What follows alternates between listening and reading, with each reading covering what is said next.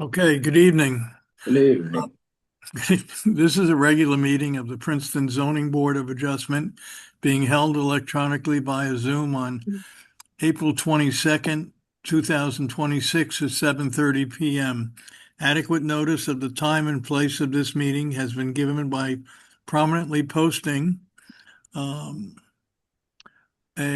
prominently posting, can't read it, notice of this meeting on the official bulletin board at the Princeton Municipal Complex and by filing a copy of with the clerk of Princeton on April 17th, 2026, and by posting a copy on the municipal website homepage is a public page as a public notice. And then it's www.princeton.gov.us public notice. Okay. Claudia, can you call the roll, please? Ms. Chen, Here. Ms. Coulson, Here. Mr. Floyd, Here. Mr. Shriver, Here. Mr. Tenenbaum, Mr. Stein, Here. Ms. Donna, Yes. Mr. Dobkin, Here. Chairman Cohen. Here. Thank you. Okay. We have, and I just lost it, a resolution of commendation this evening to Derek W. Bridger, zoning officer. Karen, would you like to read it? Whereas Derek Bridger served as Assistant Zoning Officer and then Zoning Officer from December 3, 2001 to April 30, 2026 for Princeton, New Jersey. And whereas during Mr. Bridger's service, he guided the Princeton Zoning Board through challenging applications, both large and small, ranging from large projects such as the development of various areas of the Princeton downtown to small projects involving single-family owners in residential neighborhoods. And whereas Mr. Bridger became known as a steadfast advocate for honest, thorough, and reliable applications of the municipal zoning standards and was an invaluable resource for the Princeton Zoning Board. And whereas Mr. Bridger's knowledge, integrity, and dedication have greatly benefited the development of Princeton. And whereas his sense of humor, kindness, and graciousness have enriched those who know him and worked with him. Now, therefore, be it resolved that the Princeton Zoning Board of Adjustment hereby commends and thanks Derek Bridger for his exemplary service as zoning officer. Be it further resolved that this resolution shall become effective immediately upon adoption. Okay. Thank you. Thank you very much. It's been an honor and pleasure. Yep. Derek, you deserved it. Thank You you. really did. It's been a Oh, yeah. pleasure working with you. Well, Absolutely. you guys have made it easy. Thank you. So- moved. So And if we have a second and then a roll call. I'll I'll second. second. Everybody will second it. Yeah. Great. Ms. Chen, Yes. Thank you, Derek. Ms. Coulson, Absolutely, yes. Mr. Floyd, Yes. Mr. Shriver, Yes. Mr. Stein, Yes, Derek, it's been a pleasure. Ms. Donna, Yes, Derek, thank you. Thank you. Mr. Dobkin, Yes. Chairman Cohen. Definitely, yes. Thank you. You're welcome. Thank you, everyone. Thanks. Thanks again, Derek. Thank you. It's been a pleasure and an honor. Thank you. Golf clap. Okay. Off to the races. Off to the races. Meanwhile, back at the ranch. Okay, we have one resolution this evening. It's case number Z25-66710 Humbert Road, lot 25.02, block 25.02, lot 77 in the RB zone. The resolution has been distributed. I believe it's been modified. We got a modified copy of it. if there are any questions about it or comments, or if not, if someone would like to make a motion. I move approval. I'll second it. Thank you. Okay, Claudia, please call the roll. Ms. Chen, Yes. Ms. Coulson, Yes. Mr. Floyd, Yes. Mr. Shriver, Yes. Mr. Stein, Yes. Ms. Donna, Yes. Chairman Cohen. Yes. Thank you. Okay. We have 4 hearings this evening. It's going to be a busy evening. Our first case is case Z24-515, 347, 355, 369, and 371 Ridgeview Road, Block 4.01, lots 13 and 14. Karen, are the notices in order? It is, and the board has jurisdiction tonight. Okay. Derek, would you like to summarize your memo? Yes, sir. Thank you. Do I need to be sworn, Karen, or? I do, I'm sorry. Do you swear affirm your testimony this evening will be truthful? Yes, ma'am, I do. Thank you. Good evening. The applicant has requested a time extension. It's the estate of LaFern Keller.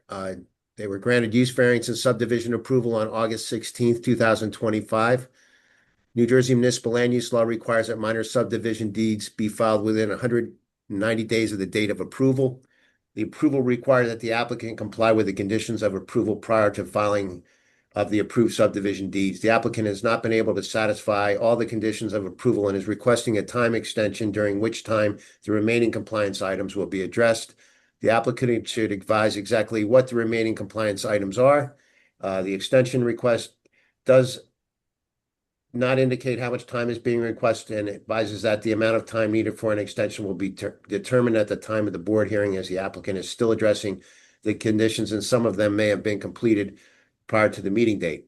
Copy of the resolution and approval is attached to this memorandum. It's noted that condition 2 required the applicant to post performance bonds to ensure timely demolition of 369 and 371 Ridgeview Road. The demolition to occur no later than 190 days after the date of publication of notice of adoption of the resolution of memorialization. The form of these bonds shall be reviewed and approved by the land use and municipal attorney. No performance bond has been submitted. The applicant indicates that the demolition permits have been applied for, but there is no record of them at this point in the construction. Now, that was a month ago, so or 20 days ago, so I'm not sure what's transpired since then, but that's the memo, and if you have any questions, be glad to address them. Board members, any questions of Mr. Bridger? Okay, who's going to represent this? Is that you, Mr. Schatzman? You're muted. Yes, sir. Okay, And, before I get going, just very briefly, if I were on the Board of Adjustment, I certainly would have voted for the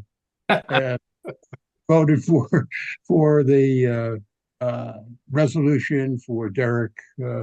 I've been doing this for 58 years, going on 59 years, and from a lawyer who's primarily an adversary applicant, I must say it was a pleasure who admitted it? working with him.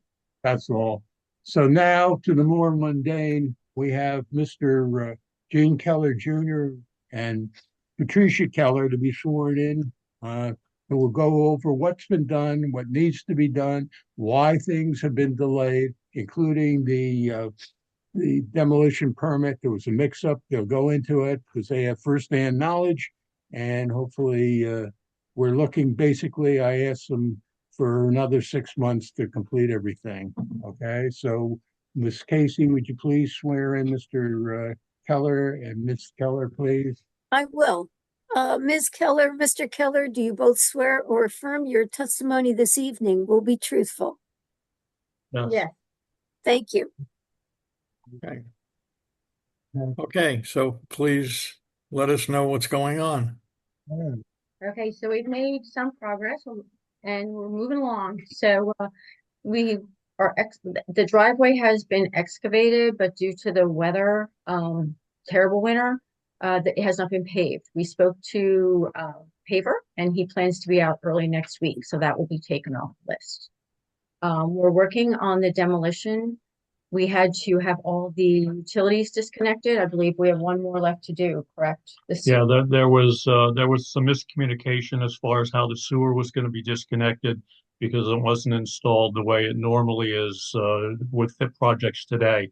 And we're actually excavating on Friday morning, and Dominic is coming out Friday afternoon, or one of his representatives, to see that it's capped, and that will cross off the last item so that the demolition permit can move forward.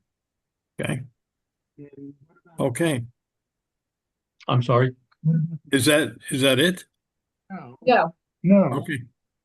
The performance bond is being provided by the person doing the demo, John Cassar, and he had told me that he was going to try and get a hold of Derek to find out exactly what needed to be done with that, because as soon as the application is approved, he's ready to take the houses down. both Okay. of those rentals are vacant, so he can go once that permit has been processing, has been. and then what about Okay. the board and recollect?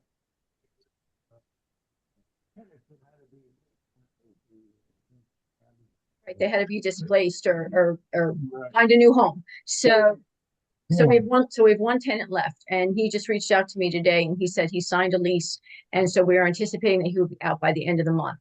So then all the tenants will be out. So at that point, then we can convert the 355 property back into the single family residence, and that will take care of that as well. And actually, the second floor apartment is already done. The stove, the sink, and the refrigerator, and everything that was in the kitchen area has all been removed. And as far as I'm concerned, Okay.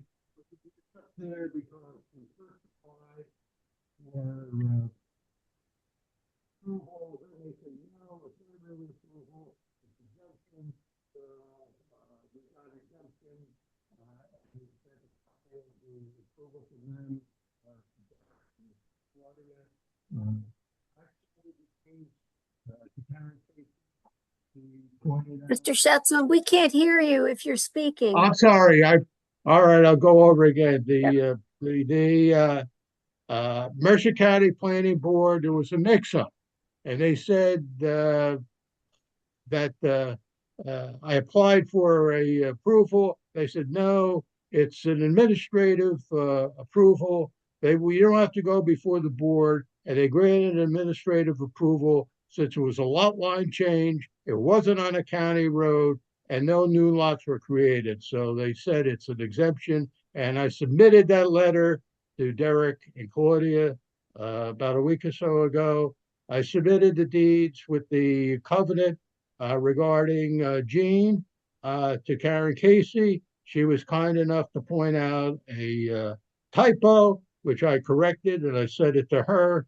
I sent the deeds to Mr. Purcell on March 23rd, and for a description, and I believe he's still looking at them, but the surveyor had to turn around, and I've asked him a million times. He finally fixed up the plans.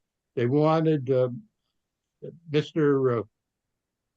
Purcell or Mr. Wiseman wanted the beginning points with the New Jersey Plan Coordinate System, and that took a while because the surveyor was busy. But he did that, and Mr. Purcell is still looking at the descriptions.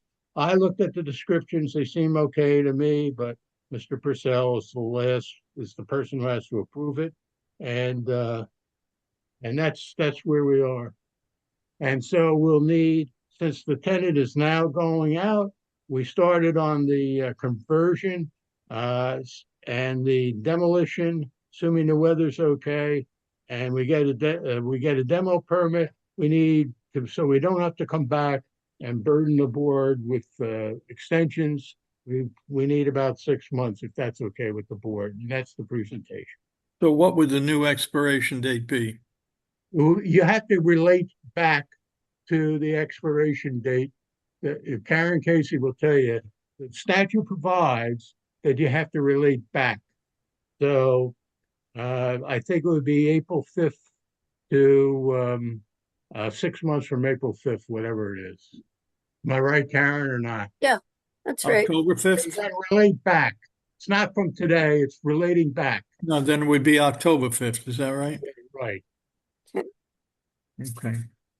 All right, so that's it. Any questions? I sent a notice to everybody. Is there anybody here who's gonna say anything?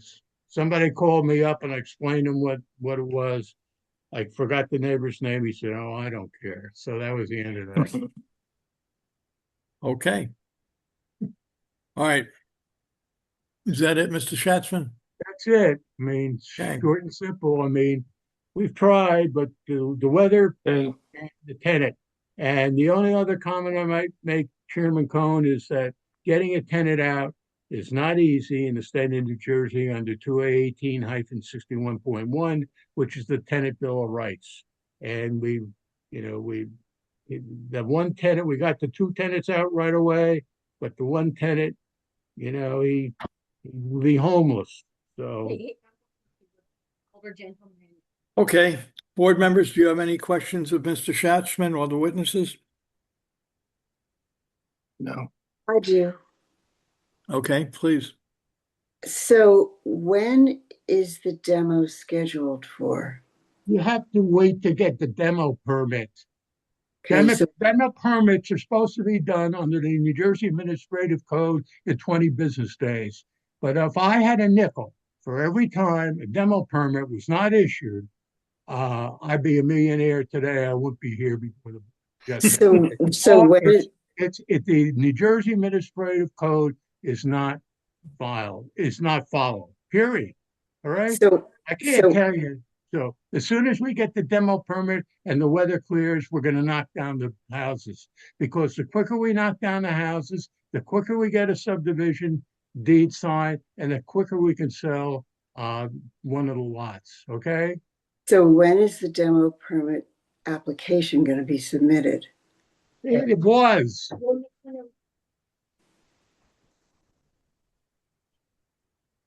Okay. Donna, are you clear? It was submitted, and then there's inspections by like the sewer official has to look at the connections, and the utilities need to be disconnected. So, Yeah, And that- my only concern is I remember this case and I remember us talking about how certain structures were supposed to be removed years ago and were never removed. And I don't want the board to get into that situation again. Well, we're trying to be compliant. That was done by my parents, they're dead. So when my brother and I found out that we were not compliant, you probably remember that we said we want to be compliant and we will knock them down. And that's what we said, because we said the one house did not need to be knocked down, but we would knock them both down because that's what the board wanted. So we are definitely trying to be compliant. And we are, as soon as we get that demo permit, demolition guy, you probably know Nicholas Anthony Builders, John Cassar, he's ready to go. So I'm anticipating that once we get that, it will just be a matter of, I don't know how long it takes to demo, but I can't imagine more than a week or two, and then they'll be done. So is 6 months really needed? We can't hear you. No one knew that the houses were illegal until Derek did a good research job. And at the time of the hearing, back in May of last year, that's when we found out. Okay? No, basically, what Donna asked is 6 months necessary, given what the applicant has just said? Is it necessary? I don't want to be back here, as I said, and I don't want to spend your time, my time, and their time. So we're giving at least 6 months. It'll probably be done before, but you always try to get a little bit more time. All right? I agree with that. Donna, is that okay? I understand what everyone's saying. Okay, good. Thanks. All right. Any other questions, board members? Okay, Mr. Schatzman, we're going to open this up to the public. Do you want to say anything before we do that? No. Okay. All right, we're going to open up this meeting to the public. If there's anyone in the audience who would like to comment on this application, please indicate that by raising your hands. There's a button on the screen. Claudia, has anyone indicated they'd like to speak on behalf of this application? No, there are no hands, Mr. Chairman. Okay, I'll wait just a second here. Okay, hearing no one from the public, I'll close the public portion of the hearing. Mr. Schatzman, I'll let you sum up and then we'll go into executive session. The big problem was the delay is the weather, and the other delay is getting a tenant out. 2 out of 3 got out, but one was an elderly man, as Miss Keller said, and we had to find a new home for him. And you just can't throw him out on the street anymore. So Okay. that's the delay. Now that he signed the lease, we're ready to roll. Weather's going to get better, we hope, and we're ready to roll, get everything done. Because again, the quicker we can get this done, the better it all for the estate of LaFern Keller. And so we want to move as fast as we can. We should have, if the weather was better and the tenant, the third tenant was out, we would not be here tonight. Okay, that's my summation. Okay, thank you very much. Board members, any final questions of the applicant, the attorney, or the witnesses? George, are you raising your hand? No. Okay, all right, no questions. Okay, we're going to go into executive session. Any questions, comments, or if someone would like to make a motion?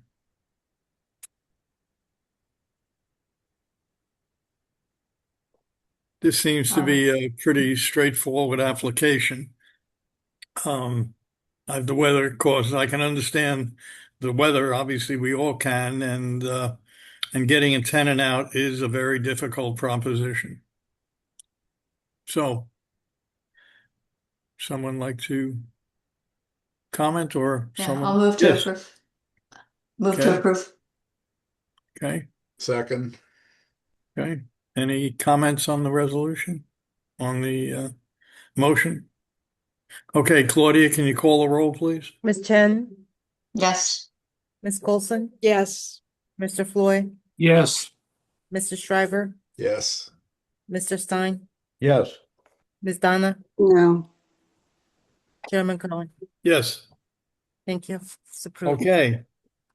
Our next application is case Z25-680, 64 Valley Road, block 7001, lot 258 in the R6T zone. Karen, are the notices in order? They are, and the board has jurisdiction tonight to hear it. Okay. Derek or Taylor, someone gonna summarize the memo? Yeah, I will. I just have to pull it up, excuse me.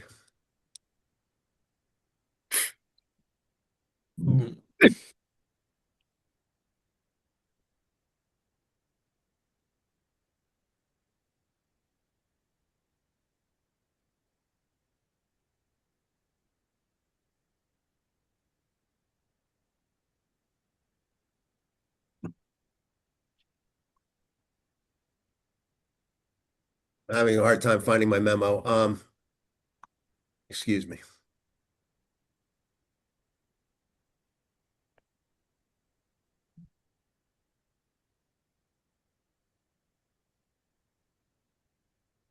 Actually, I think I'll just wing it.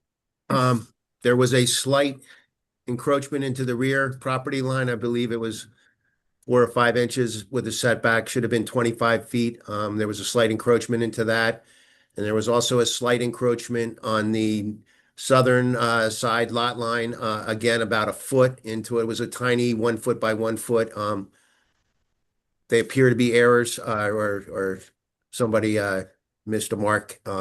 And they're seeking an amendment of a site plan to close this out, get through compliance review and get their COs and get this project on the road. So that's kind of my memo. And if you have any questions, I'd be glad to ask them.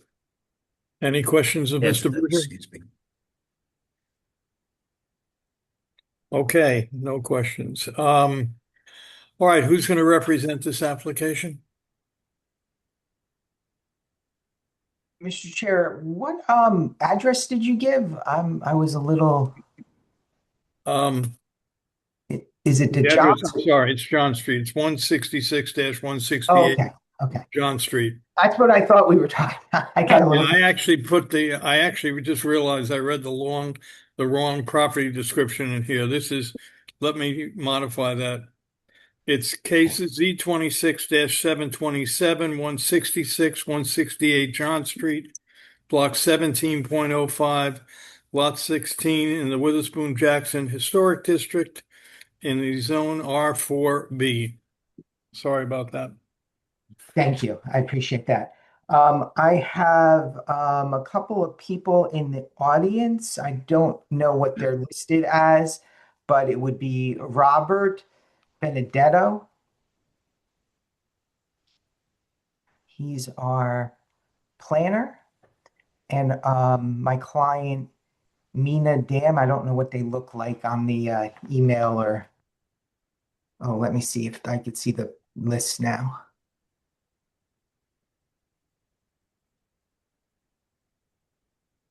M. Dam has her hand up on the attendees. That's the applicant, I believe. Yes, that's correct. And I see Rob there too. Okay, great. For the record, my name is Christopher DeGrazia from the law firm of Fagery, Drinker, Biddle, and Reith, here on behalf of the applicant 166-168 John Street, LLC.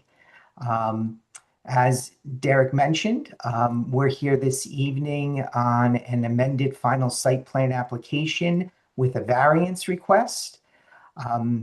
You may recall we were here in 2020, at the end of 2020, and received approval for an adaptive reuse project.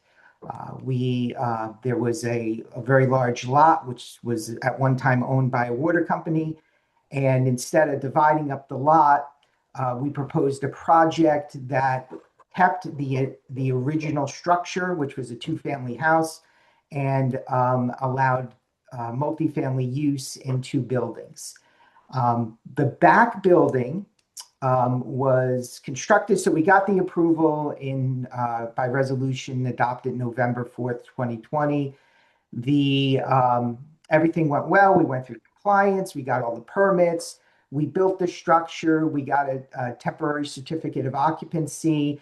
And to close things out, we put together an as-built plan that shows where things were built. And it was found out at that time that a corner of the building went into the setback by a few inches. I think it was 4 inches. So in the rear of the property, that's the new building that was built, there is a 25-foot setback. And if you remember, part of, I'm not sure which entity, maybe the zoning board, but they asked us to push back the building as far as possible from the street to kind of separate it. So when we did that, we brought it all the way back to the rear property line, which I said was 25 feet. We did get a variance approved by this board for the deck that was 16 feet from the property line. So we got a variance for the deck for 16 feet, and the building was supposed to be built at the 25 foot. So in the one corner of the building it was, but because the building's not perfectly parallel, the other corner deviated a little. So instead of 25 feet, we're at 24.7 feet, which equates to about, I think, 4 inches. In the original building, as part of an adaptive reuse, there's usually a lot of variances that are triggered. In that particular case, it was a setback variance where the building was existed. which was 9.5. We took that measurement at the time from the flat surface of the building, not from the roof overhang. And as part of the approval, there was a design element, and the measurement wasn't taken from the design element. So there's nothing new shown in the plan, or nothing new was added to the plan. It's the exact same structure that this board reviewed and approved. But if you take the measurement from the architectural feature that you'll see in a couple minutes, it's actually a 8.5-foot variance rather than a 9.5-foot variance. Unless you have any questions, I'd like to pull up our professional planner. I have one question. Mhm. Did the parking configuration in front of the back building change from that approved by our board? No, not that I'm aware of. I haven't been to the site, but let me look at the as-built plan.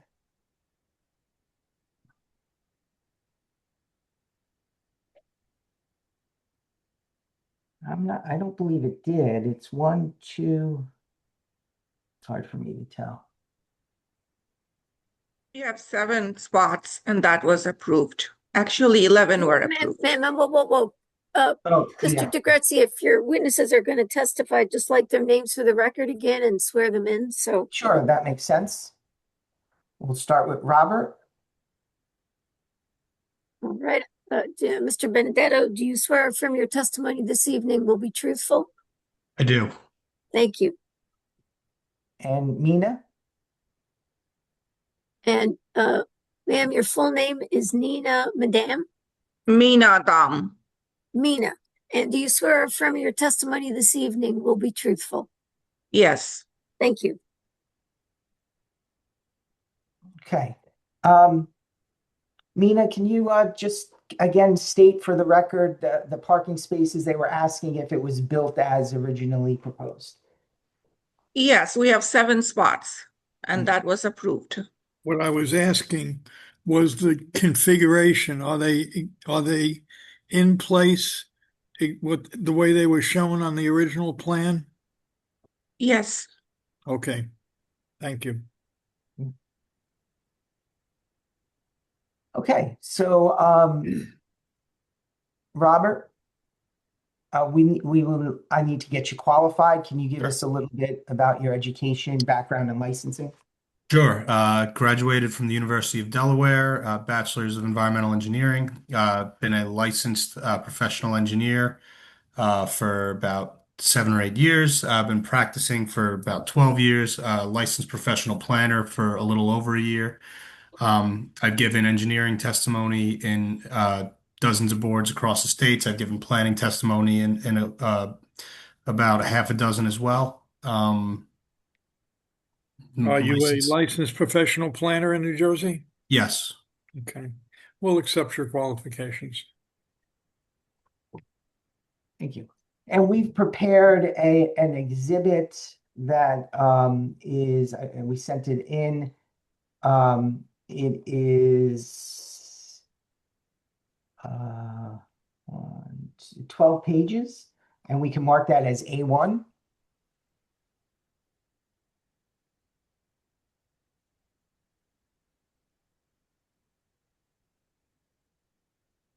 And Rob, do you want to share your screen? Do you have it available there, or do you need me to? Nope, I can pull it right up. Okay. Okay.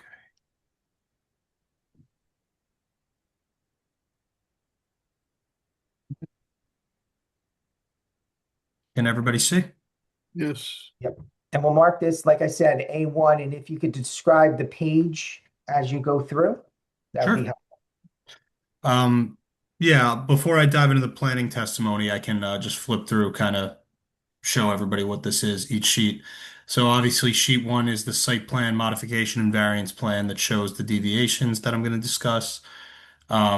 Sheet 2 is the as-built survey, post-construction. Again, it's going to show a lot of the similar dimensions from the initial sheet. Sheet 3, just an aerial exhibit with white boxes for the the structures showing, where the dimensions in question are, where the variances are. Sheet 4 is a rendering from JZA, the architect, and then the rest of the sheets are site photos. This one is from the rear, showing the deviation. So in this corner is where it encroaches by a few inches. No, this is that's the front one, not the back. Apologies. Yeah. Yes. This is just a view from the front.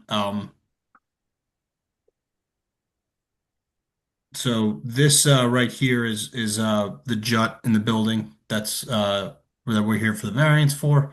You'll see another view of that right here. Just an architectural feature for building equipment and aesthetics.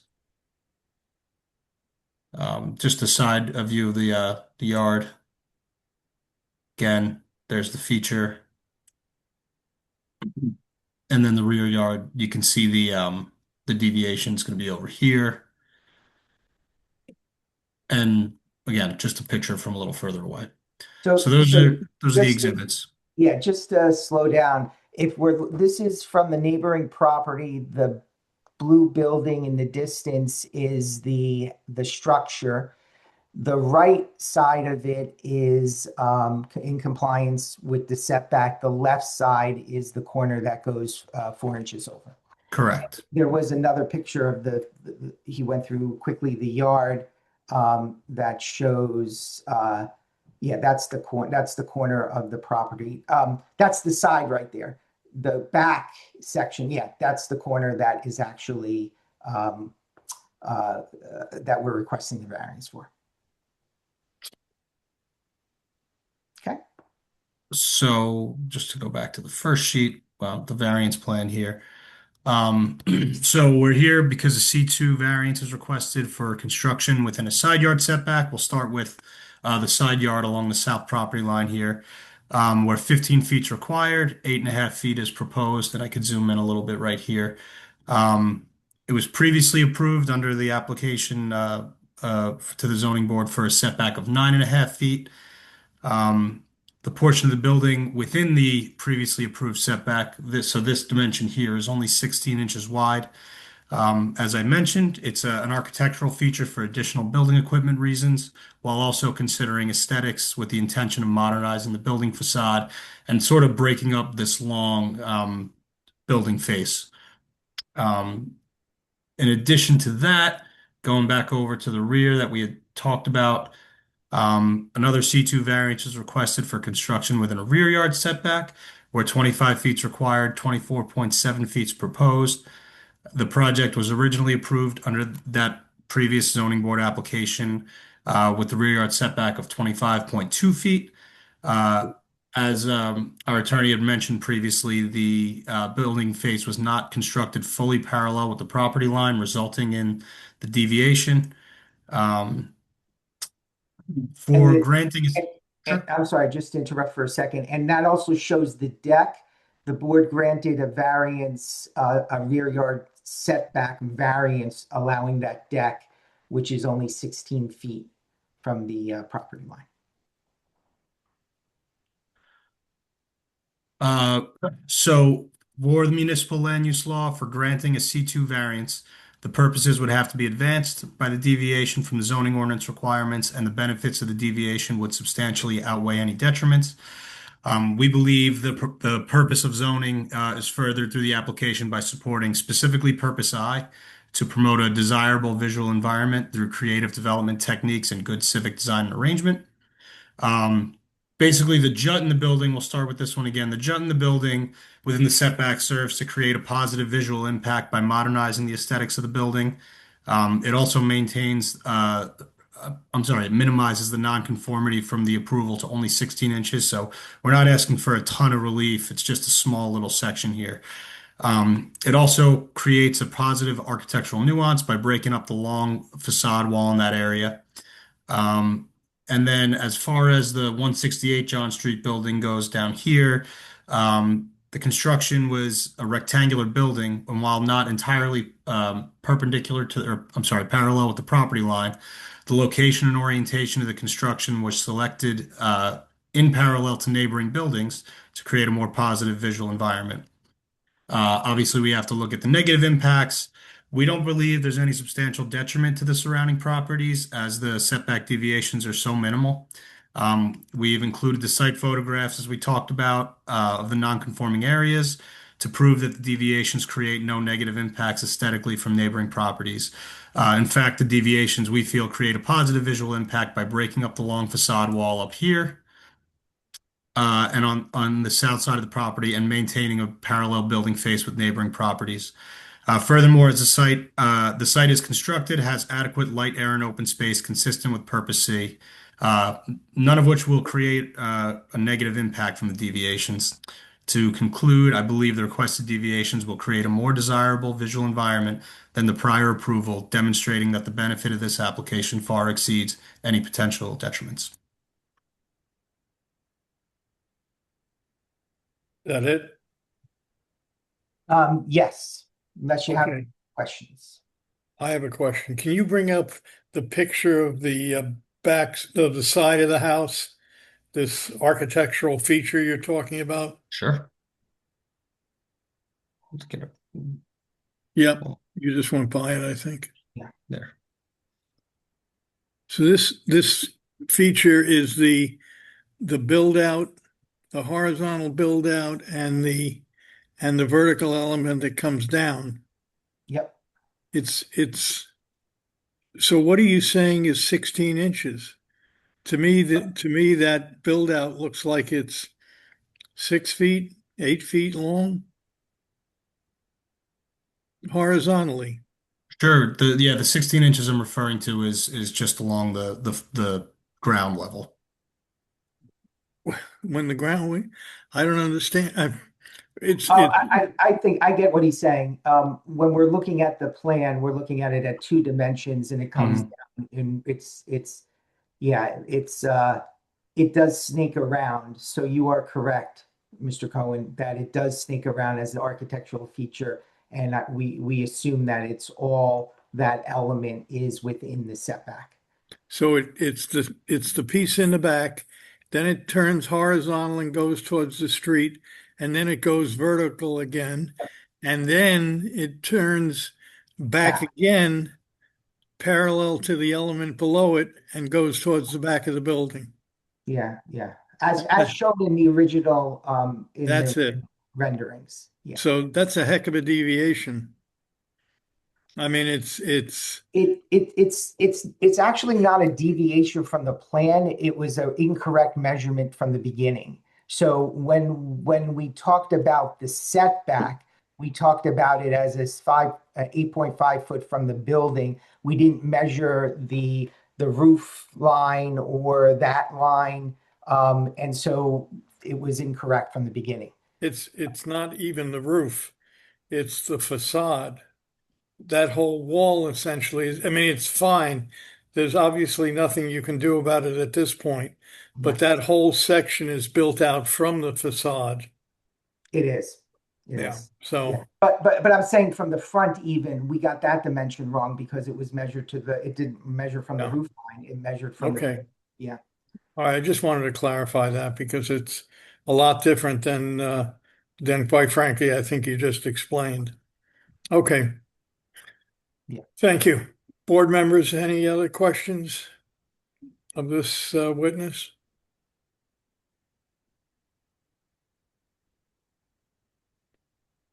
Okay. All right, Mr. DeGrazia, you can continue. So we have the property owner here too. If you have any questions, I don't think she has anything specific to say. She's not in the business of being a developer, and she relied heavily on her construction team and her professionals. So the rear setback was just an unfortunate error. And this was also a measurement error from the beginning, which it should have been, not measured from the flat surface, but from the elements that stuck out. I think if the board approves this, I think you need to correct the drawing to show the extent of this deviation. It's not just 16 inches at the ground level. It comes all the way almost to the back door, to the side door. Yeah, yeah. All right. That you can discuss with Mr. Purcell. Yeah, I think Okay. Mr. DeGrazia, so, Ms. Madame, she's, the principal owner of the Yes. applicant? Yes. Okay. Yes. A member. Okay. Do you have any other witnesses, Mr. DeGrazia? Nope, not unless you have specific questions. No. Board members, any other questions of the attorney, the applicant, or the planner? Okay, thank you. We're gonna open this to the public, so if you'd like to say anything else, Mr. DeGrazia, before we do that, please do. I don't have anything at this point. Well said.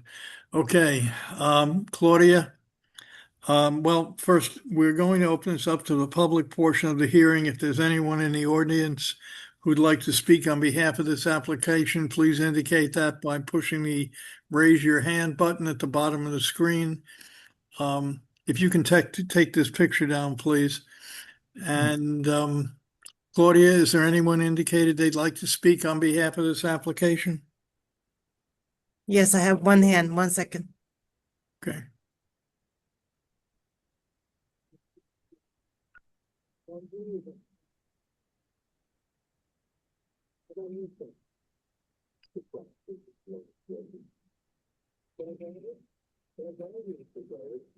Kate, Here we go. Okay.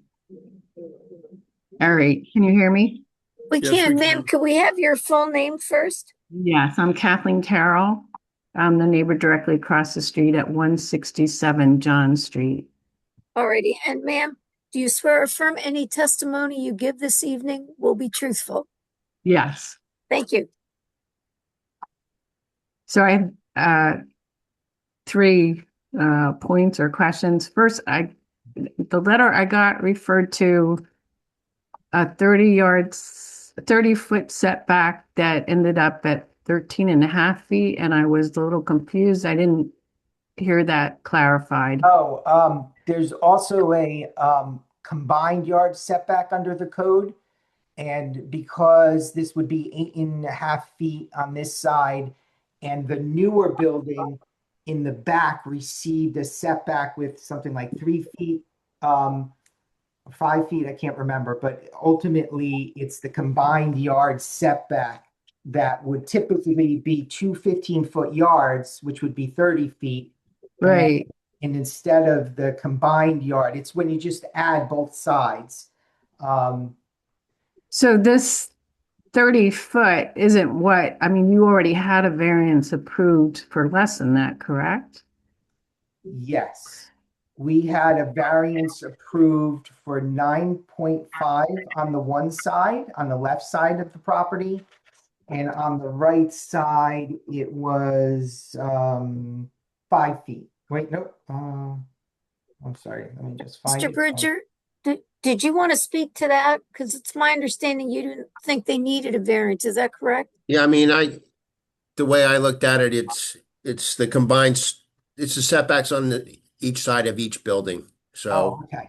I didn't interpret it that way. That's why I didn't put it in my memo. So really, Ms. Carroll, what they've done is they should have been 9.5 feet on the house in the front.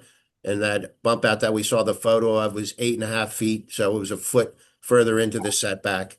But nothing else has changed on the plan. Okay. So my second question is, since they didn't do what was in the approved variances, is there any kind of penalty for them, or do you just approve it and which seems to incentivize deliberate or careless violation of approved variances? Well, because they changed what was approved, they're back here this evening.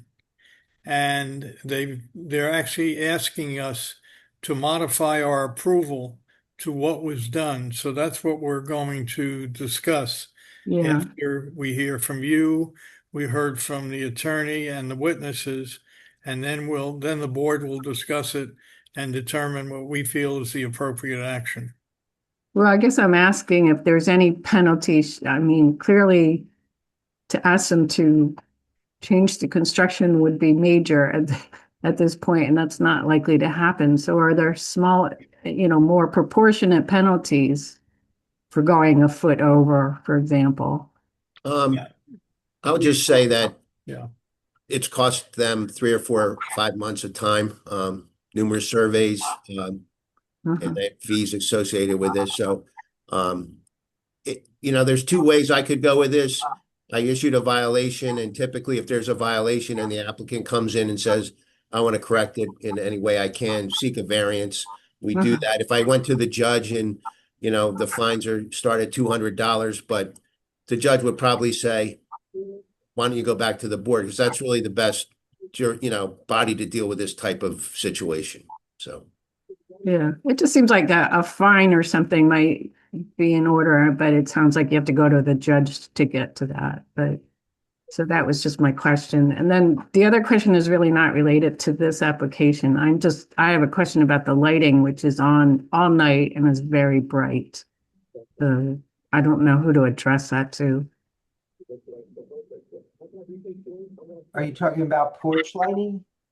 Yeah, the porch lights and the lights over the parking are on all night long, and they're directly across from our front bedrooms, so me and my attached neighbor. Did we, in our original approval, discuss the site lighting, Derek? I'm checking now. Let me check. I did raise it before the end of construction. It clearly didn't make any difference. So.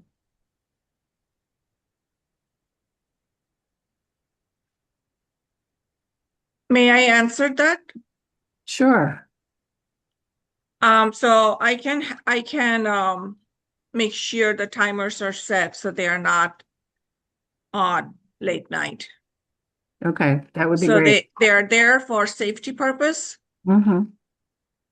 Yeah, I just think the ones on the side of the building in particular, it seems to me they could be lowered so that they light. This was not brought to my attention, but now that you have done so, I will take care of them.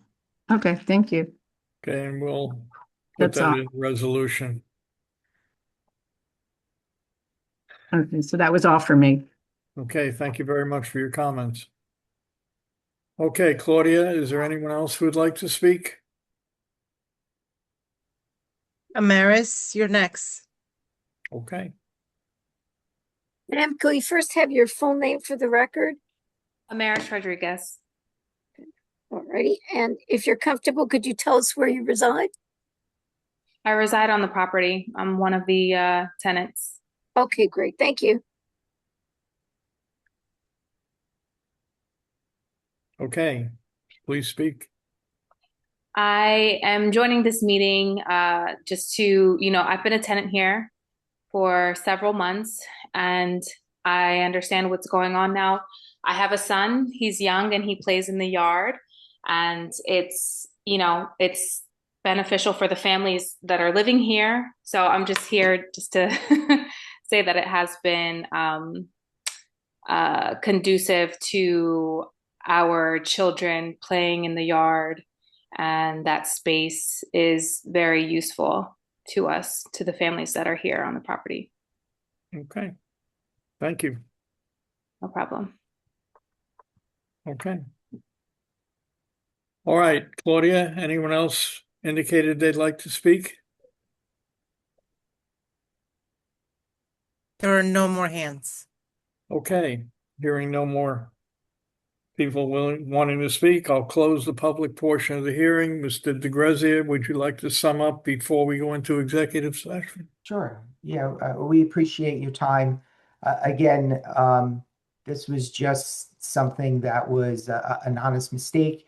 clearly there's no real benefit in the back to adjust it to get 3 inches over. It doesn't make any sense. It would have been better if the line was just, parallel and built exactly the way it was.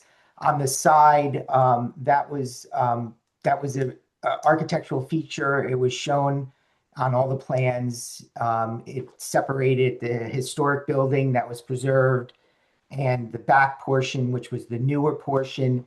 All of the positive things that were discussed at the original meeting, how the adaptive reuse of the structure rather than demolishing it, that all led to the current design, and it sort of put us on a track where we needed a side yard setback there. I know the architectural element increased it a little bit, but it's visually very nice, and there's really not a huge impact to the use of the yard from the 8.5 to the, because there's a lot of open space. It doesn't bump out that whole new section.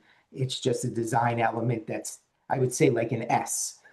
And that's on both sides of the building too. So when you looked at the plans and you saw the renderings from the other side, it's the same modern element and part of the design. So we thank you for your time, and we believe that it makes a lot of sense.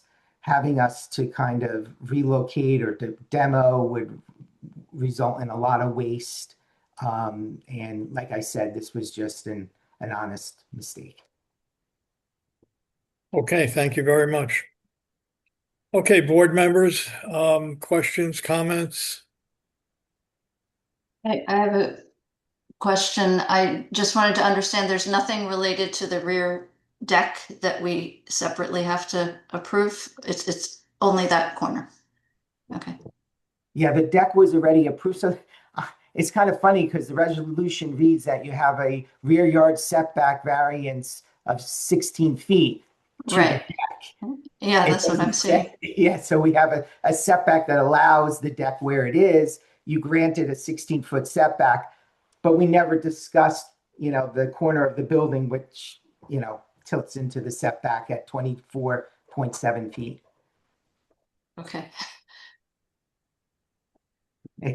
Like I said, it was just an error on the construction team's part. Derek, how is this found? The applicant did a as-built survey, and then it was discovered then. So it was after it was completely built. They put together an as-built survey, sent it in, and then all of a sudden, we realized the corner was not as it should have been. Are you referring to the setback, or are you referring to the house, the main house? So the first one was okay. So the house in the rear was the one that first came to our attention, and I believe Derek Bridger or somebody in the town said, "Hey, your as-built shows it at 24.7 feet. The corner should have been at 25." So that's how that came up. And then when I had a discussion with Derek, I was the one actually that built that referenced the other side where the architectural element was. And I said, well, if this architectural element, if we're measuring from that, it's actually a 8.5 foot setback and not a 9.5. And that's why Derek agreed and added to. So no one tried to hide anything here. In fact, we were the ones that discovered and brought it up, and Derek can attest to that as well. Well, Derek was correct, but that is essentially a wall element that protrudes into the side yard setback. It's not just the 16 inches, obviously, at the ground. Okay. Any other questions, or does someone want to make a motion? Or does someone want to discuss, anybody want to discuss this?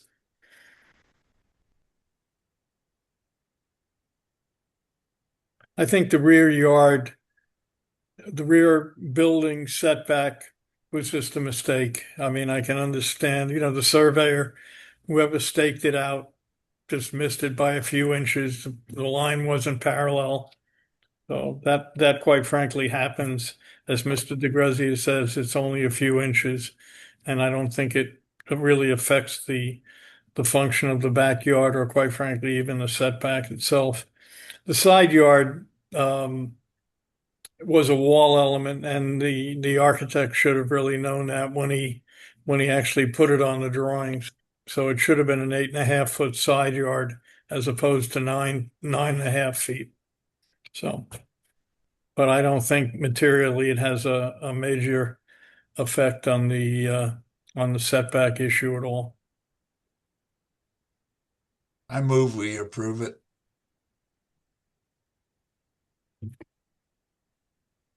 I'll second it. I'm sorry. I'll second it. Okay, thank you. Is there any discussion of the motion? Okay, Claudia, can you call the roll, please? Ms. Chen, Yes. Ms. Coulson, Yes. Mr. Floyd, Yes. Mr. Shriver, Yes. Mr. Stein, Yes. Ms. Donna, Yes. Chairman Cohen. Yes, Thank you. you're welcome. Okay, Thank you Thank very you. much. I also want to thank Derek for the 30 or whatever the years he put in here. It has been a pleasure working, working with him, even when he didn't agree with me. I've worked with about 150 other towns, and he's the only zoning officer that I wouldn't get mad at, even when he disagreed. So he's an amazing person. Thank you, Derek, for the many years. Thank you, Christopher. Very nice. And I want to say thank you to all of you. you're welcome. It was 5 hour long meeting 5 years ago during COVID when we got the plans approved. And here we are back again. So thank you again. You're welcome. Thank you. Have a nice evening. Good. You too. Okay. Our next case is case number Z25-680, 64 Valley Road, block 7001, lot 258 in the R6T zone. Karen, is the noticing in order? It is. You'll remember this application was carried several times. So yes, the noticing is in order for tonight. Okay, thank you. Okay, Derek, Taylor, someone please summarize your memo. Yeah, I'm going to do it tonight, but I have to be sworn in first. Oh, I'm sorry, Taylor. Do you swear affirm your testimony this evening will be truthful? I do. Thank you. Thank you. Good evening, Mr. Chairman, members of the board. Tonight, you're going to hear testimony from the owners and applicants and their professionals, Ms. Min and Mr. Chan, on their proposal to demolish an existing one-story dwelling, as well as a carport to construct a new single-family two-story dwelling and an ADU in the rear yard. The parking for the principal dwelling, which is 2 spots, is located in the front yard of the principal dwelling and behind the required 25-foot setback. The parking for the ADU is comprised of a single car garage attached to the ADU. The subject property is not located within a locally designated historic district. The subject lot is not compliant with the following bulk requirements of the R6T zone and therefore require variances. The lot width at the building, the required is 85 feet and the proposed is 75 feet. And the lot frontage, the required is 85 feet and the proposed is 75 feet. If there are any questions, I'd be happy to answer them. Board members, any questions? Okay, thanks. Board members, I just want to correct, the noticing indeed is in order, but I was thinking of another application when I said that it had been carried several times. This application was not carried, and their noticing is correct for tonight. Okay, thank you very much. Okay, who's going to present this application this evening? Hi, good evening. My name is Chris Chen, and I am the owner applicant for 64 Valley. Good evening, Mr. Chan, we're everybody. just going to swear you Oh, in. Do you swear or affirm your testimony this evening will be truthful? Yes. Thank you. We purchased this property over in the community park neighborhood. As Taylor mentioned, the lot is 75 feet wide at the midpoint and 75 feet wide where it meets the street on the frontage. And so based on where it sits in the zoning, it does not meet the 85-foot bulk requirement for the zone, and we are therefore seeking a C1 variance. We did try to cure the requirement by approaching the neighbors on both sides of the property. So on the right-hand side, our neighbor actually has the same sized lot, so they're already non-conforming. And on the other side, they are currently conforming. Their lot is 90 feet wide. If they were to sell us 10 feet of their lot in order to make ours conforming, they would no longer be conforming. So in either case, we spoke to both neighbors several times, and neither of them are interested in selling. And so therefore, we are coming to you guys asking for that variance. Okay. All right. Is that it? Or are we going to hear from anyone else? I do have Marina Rubina, our architect, on the line. If you guys have any questions about the project in more details, but Okay. I think that was it. I think we should just see a site plan. If you can bring it up on the screen so all the board members can see it.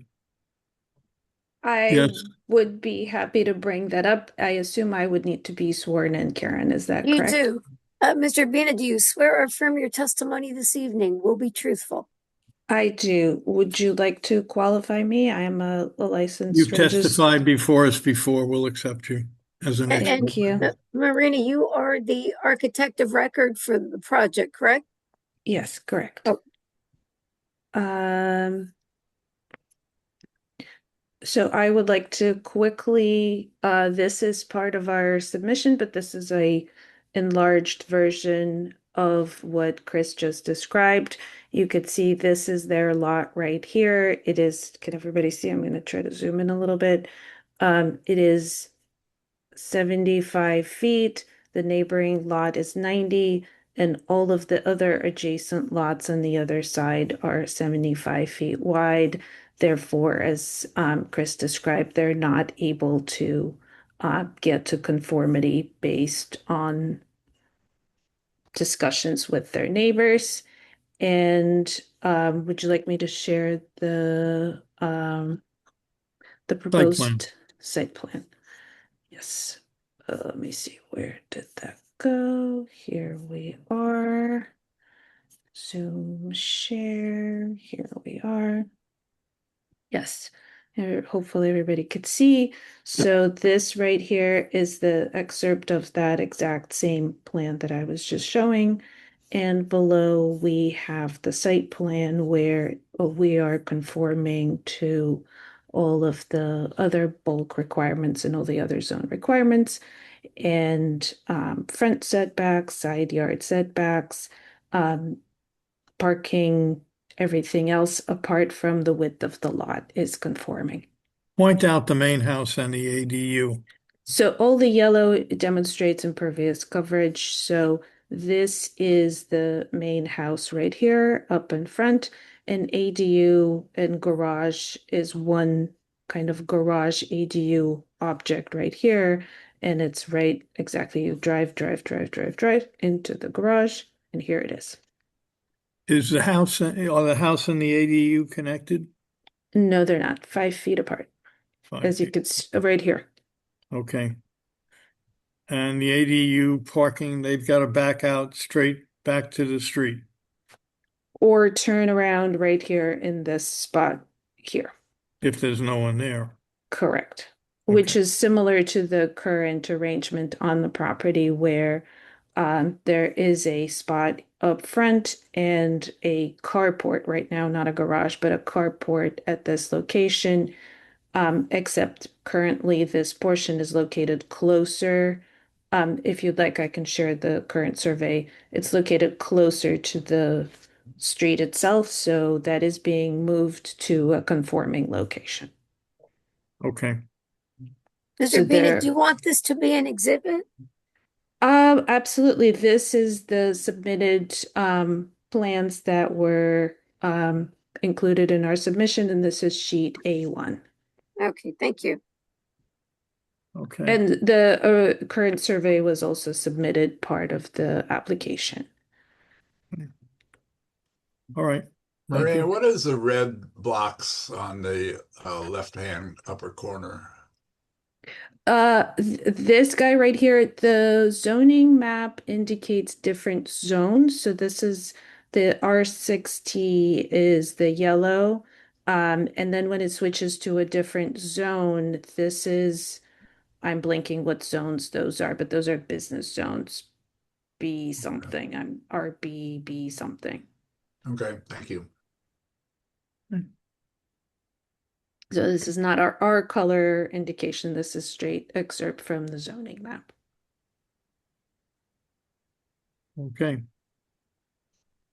All right, board members, any questions so far? Okay. Yeah, please I have a quick question. For the FAR, it's right at the max, but I see that it doesn't look like utility room and bikes counted towards, or it looks like it did count towards it. Is that correct? Or isn't that supposed to be excluded, or am I wrong?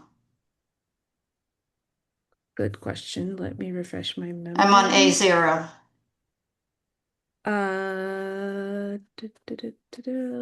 Because it looks like attic was excluded. Attic is excluded. Utility and bike room, I believe, were excluded as well. But I could double check. Did we accidentally include them? 630 plus 148. Minus.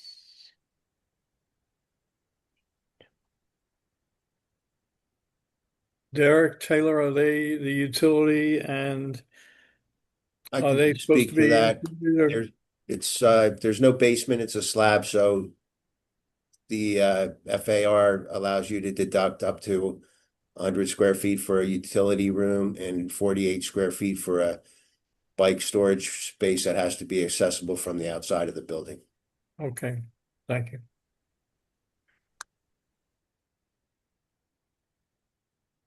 However, the garage exemption was not applicable in this case, if I'm remembering correctly. So the garage had to be contributing towards FAR.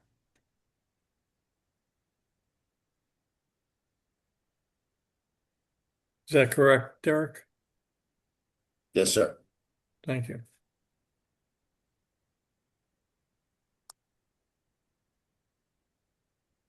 Okay.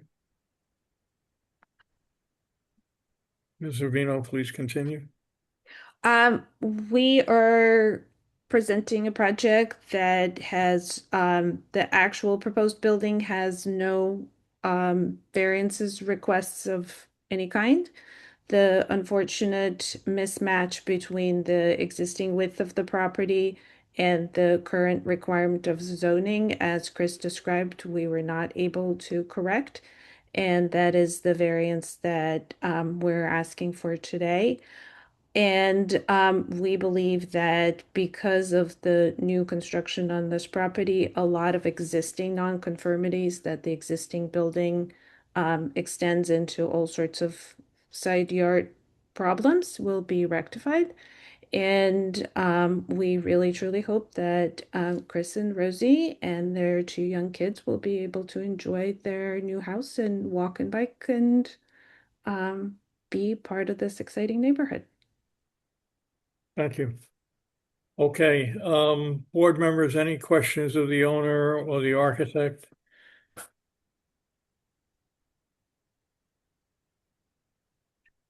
Okay, Mr. Chen, do you want to sum up before we go into, I open the hearing up to the public?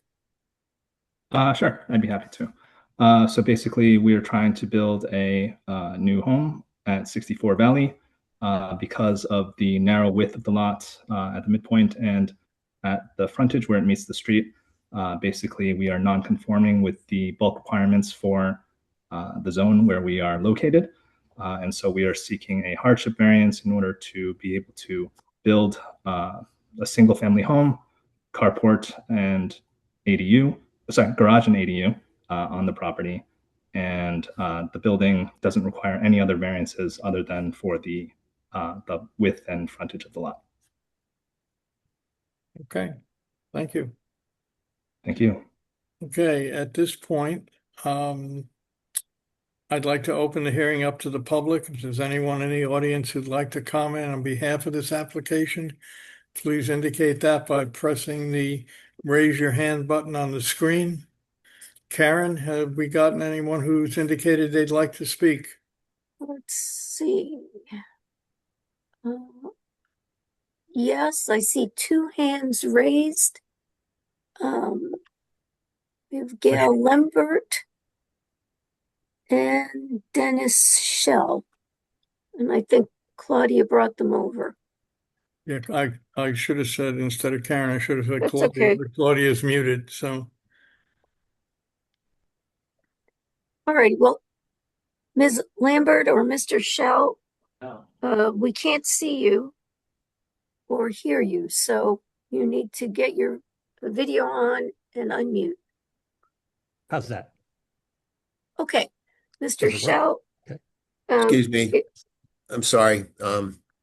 There's smoke and we have to evacuate the building. So if we could take a 15-minute break, we're going to bring a laptop And try to find find a place to continue the All meeting. right, well, be safe. We'll wait. Derek, if you would like to go over to Tiger Labs, I can meet you there in 15 minutes. Would that be helpful? That sounds like a good plan, Derek. Yep. Thank you, Maria. Okay, All right. I'll be We'll meet right you there. there. See you in a little bit. Thank you. I'll log in again. Apologies for that. I need to get down there. Just let us know when you're there and we'll reconvene. Okay. Thank See you in you. a little bit. Thanks. Okay. All right, those people in the audience, we're going to take a 15-minute break. And board members, we're going to take a 15-minute plus or minus break, so stay close.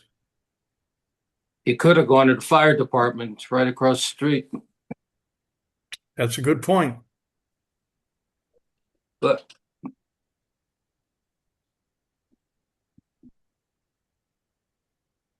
I thought they were going to go to Conti's while they were at it and have a beer and a pizza.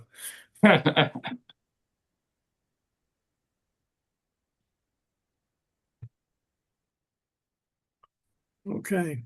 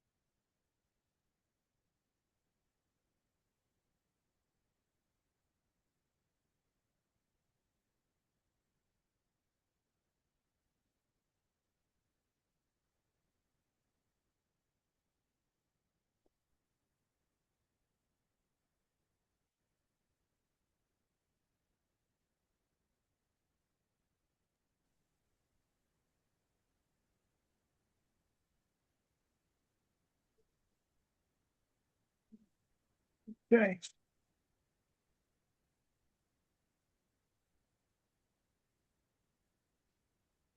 Hi, Eve.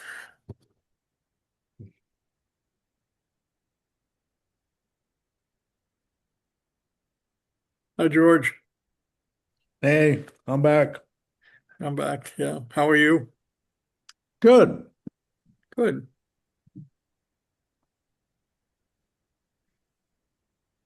Derek's requiring the end of the month, and I have another month after that. Month, April, May. No, 2 months after that.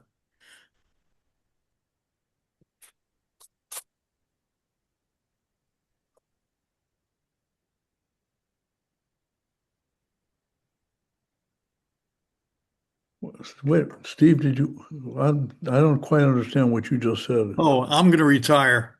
Not Oh. from the board. I'm retiring from my job Ah, the end of June. okay.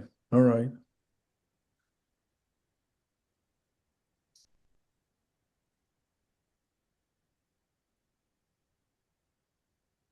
Looking forward to it. Good. How many years, Steve? How many years have I been doing what I'm doing? Yeah. 60 something. That's amazing. That's great. Yeah. I've had it. Sounds like you'll probably get one of those recognitions too, just like Derek got. No, from the people who work with me. Yeah, they want me to stay.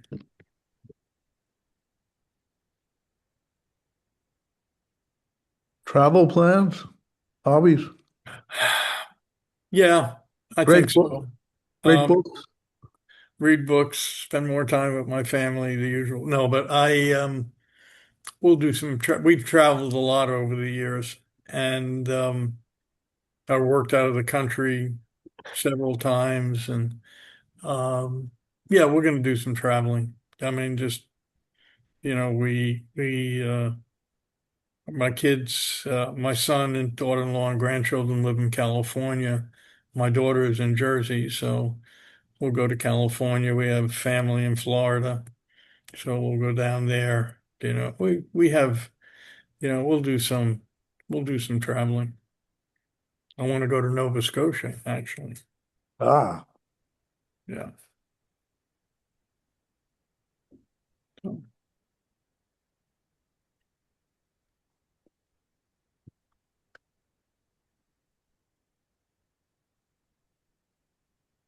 I just want to see how it's going to be not working every day. yeah. Yeah, that actually I find daunting. When did you retire, or did you retire? I'm still at it, Steve. And do you work in New York? I used to. I run a small executive search firm focused on commodities. Uh-huh. And I stopped going during COVID, eventually gave up the office. So it's run out of the living room right now.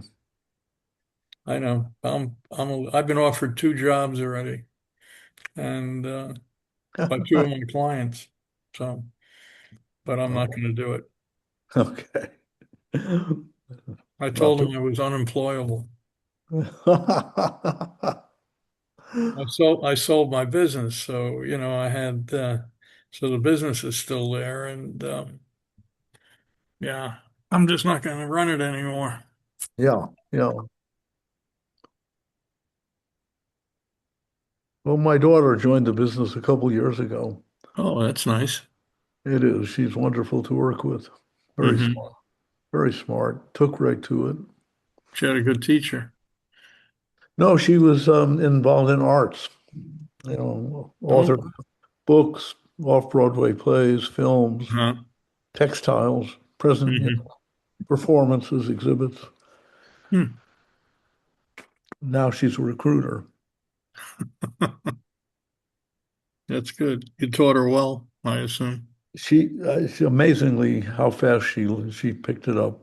Really, that's nice.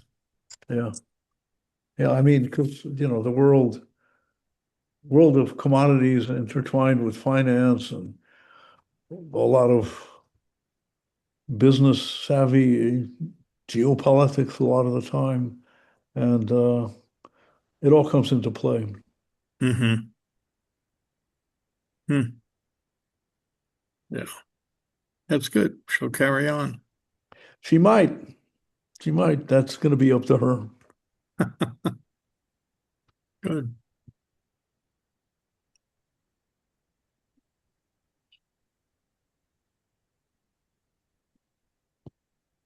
So,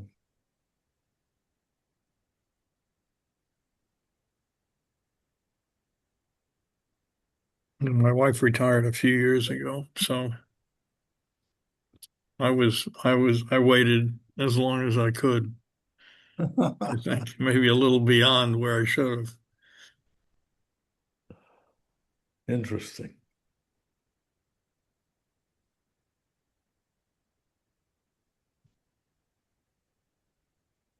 Hey, Gail, can you hear any fire trucks over by the municipal building? Yeah, I hear all kinds of them, honestly. Yeah. Oh, really? That's probably bad news for Derek. Yeah, I don't know what's going on, but you would think they're right across the street. I don't know if they're bringing more in from around town, but Really? Wow. yeah, I mean, I'm only, I'm across from the soccer field, so I'm right around the corner from it. Yeah. And you hear trucks. Mhm. Yep. Wow. Yep. Wow. So I wonder what's going on. Yeah. He said he saw smoke, so it wasn't just the alarm. Yeah. Let me look and see if there's any flames. Oh my gosh.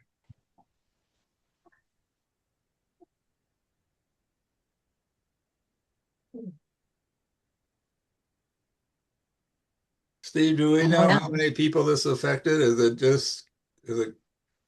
just Derek and Claudia And Taylor, I would imagine, if and she's Taylor? Karen wasn't there. And Jim was online for a while too. Oh, so what happened, Derek? We're here. We don't know. Well, how bad is the building? Oh, we're gonna have to. Hi there. Party. I'm gonna mute. Well, how bad is the building, Derek? Oh, yeah. Not like. Okay, thanks. You got it.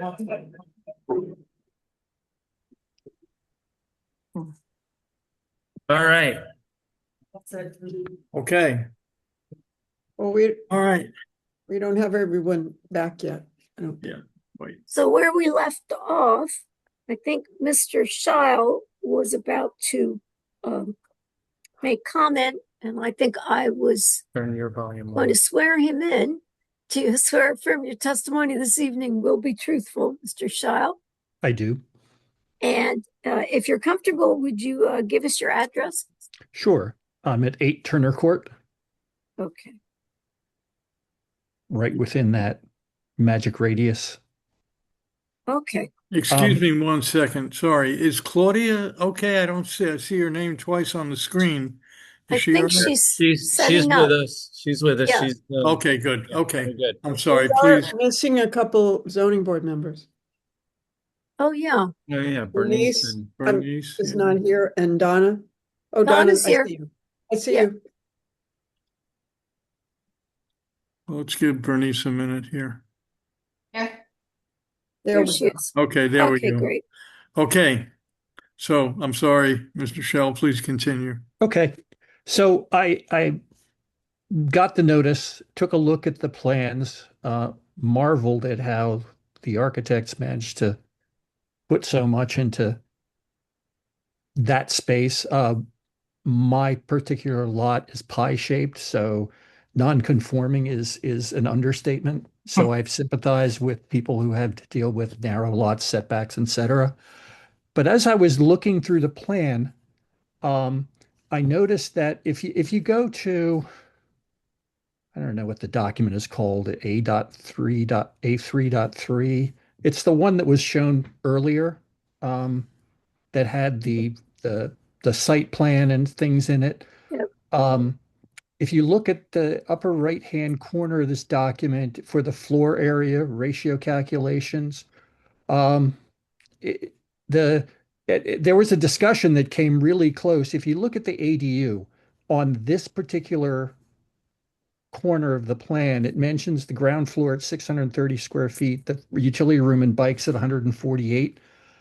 And then the attic, which is considered not contributing to PAR because of the 1/3 rule, uses a calculation that combines both the ground floor and the utility room and bikes in order to come in a square foot less. But I don't think that is correct. If the utility room and bikes is excluded from FAR, I don't think it's included in the 1/3 rule. Derek, Taylor?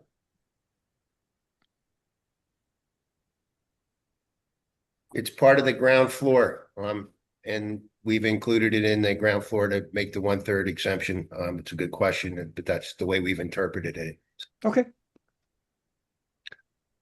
I mean, it seems if you exclude it, it's excluded, but again, I'm not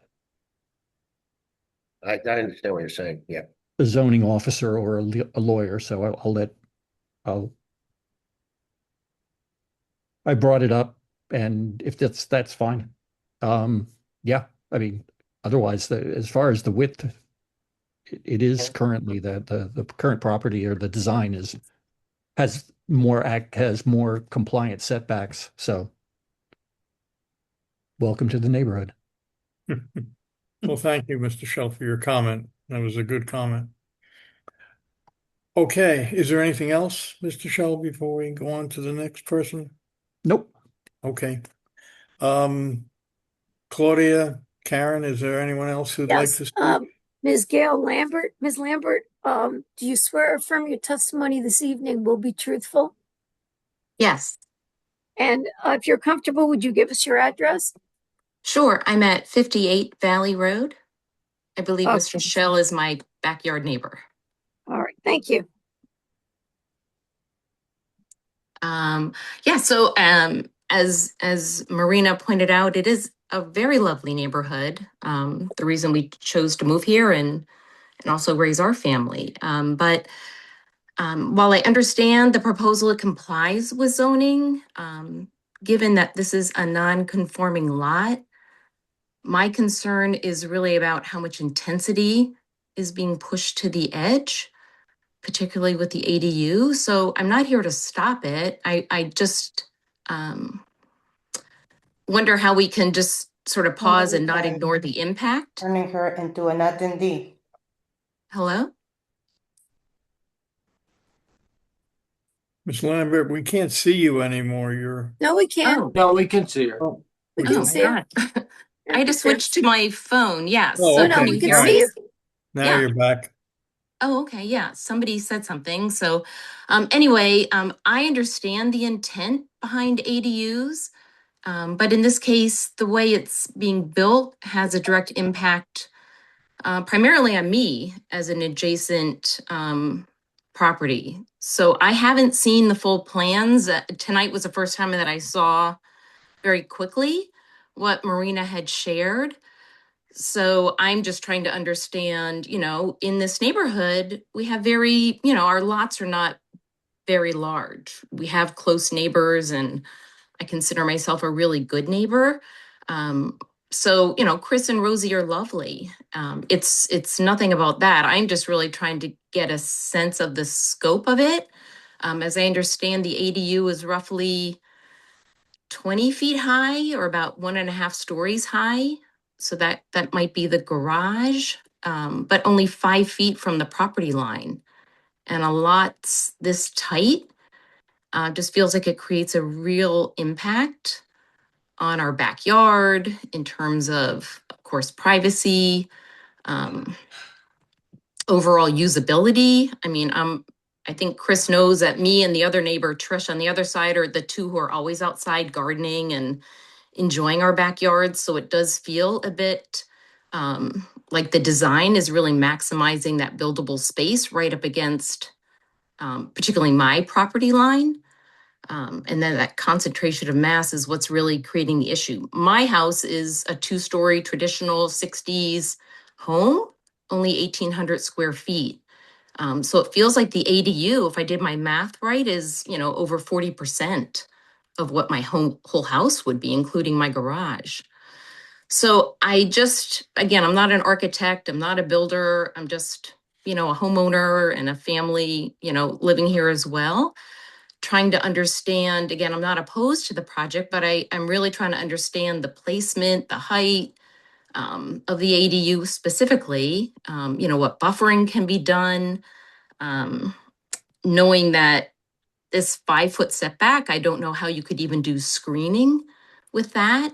What kind of lighting is there? My understanding, Chris shared, is that the ADU door is actually going to face my property. And again, we don't have big backyards. So I don't know what the solution is. It just feels like it's going to fall more to me as the homeowner who's really being impacted by this. So I just, again, wanted to try to understand more about this and share. I don't know how many of the folks on this phone have experience with an ADU being built next to you. I mean, I certainly didn't until I realized, like, oh, wow, 5 feet is very, very close. And not wanting to sell 10 feet of my property, of course, not only putting me out of being non-conforming, would have you even closer to me. So, yeah, Chris, you seem lovely. I just don't know that I want to be that close to you. So I guess I'm trying to understand, about the impact and scale and placement of all of this, thoughts from the board. What can be done? Well, I think the ADU, from a standpoint of placement, is conforming. Derek, Taylor, do you want to comment on that? I mean, yeah, according to according to the plans, it's 6.3 feet versus 5 feet to the ADU. Right. But the garage is one piece. On top of that is that attic. And then there's going to be another Just looked at the plan. 1-story attachment to that. So it's all one building. And then beyond that is going to be now, I think, a patio of some kind going to the back fence. So essentially it's really most of the side of the yard that with the 6-foot fence, I don't even know that that's going to really make much of a difference. Again, on a tight lot, just the real impact that it creates for neighboring properties is just a learning curve for me, and trying to understand, neighbor impact when things like this are taking place.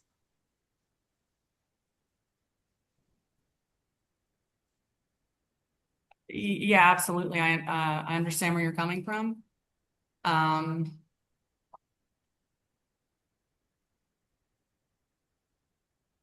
It complies with the zoning ordinance for an accessory dwelling unit. Well, maybe, and you're correct. Maybe the applicant or the architect can comment and maybe suggest some additional screening if you'd like to do that. Possibly. Well, it feels like it's going to fall to me to try to do that. I mean, with 6 feet, even, I don't know what kind of screening can be done. And we talked briefly over the weekend. So yeah, I don't really know what can be done, but between windows and lighting and, Gail and I proximity. and the other neighbor were actually supposed to sit down on Monday to go over the plans in more details. And I think Gail had also mentioned that she is delaying landscaping along that side of her property until we have that conversation, so she can plan accordingly, and we can talk about what landscaping can be done on our side too. Yeah, it just, I don't know. I didn't understand how ADUs worked and all of that. And again, for the folks on the phone, you might see it on paper, but living next to it, I think, is an entirely different experience. So yeah, I do feel like it's going to fall more to me as a neighbor to figure this out. Well, mean, we as a board, can't really, require anything in excess of the code. All we can do is suggest that, you and the applicant get together and see if you can come to some balance on what could make, your concerns, a little less problematic. Yeah, no, I understand. Again, I don't think I can stop anything. And again, having lived next to Alfred for many years, and when he passed away, it was lovely to know that the home would sort of get a new life. Yeah, I love that. I do a lot of work to my home as well to do a lot of upkeep. So I'm just sort of, I guess, bracing myself, trying to understand, again, sort of the neighborhood impact, because this is definitely changing the landscape of our neighborhood, in addition to me as a neighbor and my property. So that's pretty much, I think, where I can leave it. I don't think there's anything else I can do.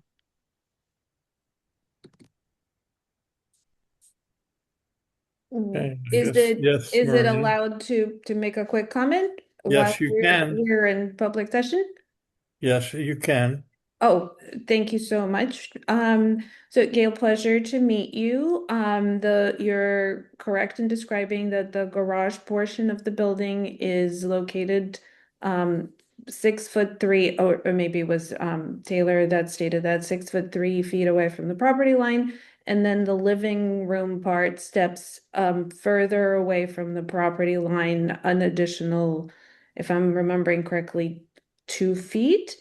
At that point, we did try to minimize the location of windows facing your side. There is a requirement for a percentage of windows on the facade. And we were actually required to put additional openings on that side, which was interesting. But it is the ordinance that we had to comply with. And I think Chris was correct in mentioning that he's reaching out to you, and we'd be happy if you guys would like me to join the meeting and walk everybody through and see if we could locate screening or landscaping. Again, the living portion is set back further than the garage portion. If we can minimize windows looking at each other's yards, I think we would be happy to do that. Unfortunately, there is an exact requirement for windows that we had to balance. So within the allowable requirements, I'm sure Chris wants to make as neighborly as moves as possible and work on buffers that will allow everybody to continue living together as a great neighborhood. Derek and Taylor, just for the board's clarification, your response to Ms. Lambert's question was that the ADU is in a compliant location, but of course the lot still needs variance relief, correct? If in fact the house is going to be totally demolished, which I gather is what the applicant would like to do. Correct. Yes, I Okay. believe it needs variance relief regardless of if the ADU is there or not, but yes. Understood. I wanted to actually just clarify because, and right now, do you have a ranch or a 2-story right now? Currently, it's ranch. It's a one-story home that violates both side yard variances, and it's located at a kind of unusual angle to everything. It's a cottage. It's just like a little Correct. cottage. With an attached garage carport thing. Mm-hmm. Carport, yeah. But I believe the windows you're referring to, Marina, are a bedroom window, I assume. You're required to have glass in it. There is a percentage of windows that is required and a in the neighborhood, what's it called? Neighborhood character ordinance requires, am I correct? A certain number of windows and they have to be a certain distance from the edge of the building. So there's actual, in order to activate facades that doesn't look boring, you're required to have windows and doors. So one of the plan check comments that we have received was to add additional windows. Is that something that, given the concerns of the neighbors, can be a variance request to eliminate those or minimize them? Well, we don't want to be going back for additional variances if we, we've waited for this meeting for an incredibly long time. We have come up with a compliant application, and to be asking for additional variances that are going to delay this application, I'm not sure that's a something that seems. How would that go? Would that have to be a separate meeting? I don't know.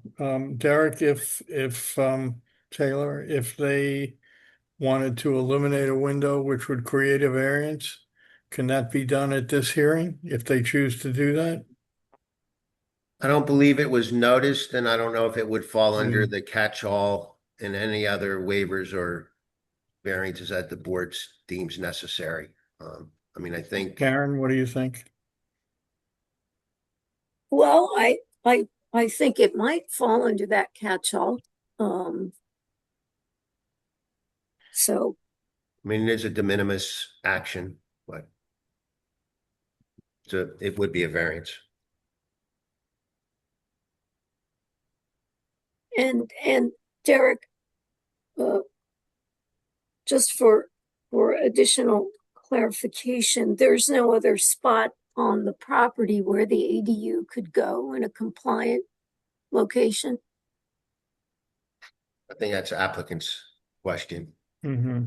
Well, in order to locate a garage, right, we need to align, the ADU is as a garage cottage combination. Right.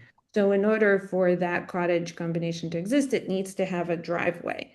This is where the existing driveway is located right now. It's actually moving away from the neighboring property to be more in conformance. So it is at the location of the existing driveway, and it is remaining at that location, removing the current nonconformity away from the property line. How far back, excuse me, 1 second, Bernice, how long is the garage? The depth? The garage itself is, I believe, approximately 20 feet. And the overall ADU? And then it has an entrance that's an additional little bit, and then it sets back further from the property line. The living portion is set back further after. That's set back further. Okay, thank you. How long is the living portion? The garage is 20 plus. So the garage and the entrance are 31 feet combined. So 20 of that is the garage and the entrance all in line. And then 17 feet for the 17 feet 6 inches for the living space that is set back further away from the property line. Correct. And right. And then the planned porch behind that living unit. So that's further, that's set in even further from that. If I'm reading upside down here, another 6 feet. So but it all kind of I'm sorry. Yeah, to the back of the lot. So it's 31 feet plus 18 feet plus. Correct. Right. So then the porch is also set keep on going set away from the property line. So it's 6 plus 2 plus another 6. So the location from the end of the porch or the edge of the porch, which would be closest to Gail's property, is approximately a little over 14 feet. Was 14 feet. So it's essentially the current carport through my entire backyard. We don't have big backyards. That's all. I'm just trying to get a sense of it. Again, that's, it's a small, community park. This is a small little neighborhood homes. So yeah, it does feel, again, I understand your assignment is to maximize the buildable space. So I know that, again, I'm not trying to stop it. I'm really just trying to have people understand just the impact of it. So I think until you're understanding this, and next to it, I didn't realize ADUs were approved during COVID. We were all busy doing a lot. So yeah, this is definitely changing the fabric of my yard, my neighborhood, as I know it. And I've been here 25 years. And I had lived over in Riverside for 10 years. So, I mean, there are bigger lots over there. I don't know where else these are sort of impacting neighbors, but, that's nothing I can change here. I understand all of that. I just, it's something that, if there is anything that we can do, again, Chris and Rosie have been lovely. It's just, for me, I'm trying to realize, this is, and I think for them probably also the biggest thing they're ever going to own in their life, how this might impact anything when I go to sell it. It's very different backyard that's going to be here in a year or two than we currently have. So I'm just trying to figure out, what could success look like with whatever we have to work with. So I appreciate all of you just sort of, brainstorming a little bit here, and listening. Thank you. You're welcome. It's actually up to the owner and to make a decision on how he wants to proceed. Right. But I appreciate your comments. Thank you. You're welcome. Claudia, is there anyone else that would like to speak on behalf of this application? Karen? I'm watching now because Claudia's not on and I don't see any hands raised. Okay.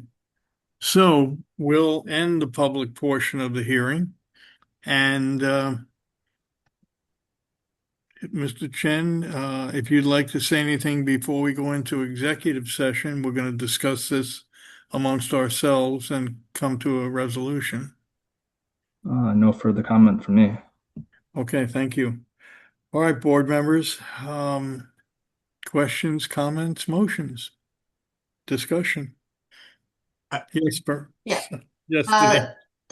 So I hesitate to ask the applicant to eliminate a compliant. I mean, they're complying with the facade design with the window, and it doesn't seem like asking them then to remove it and then need a variance makes much sense in my mind. And I don't know what that then causes for, other applicants that come forward with compliant designs, and then we ask them to change it for some other reason.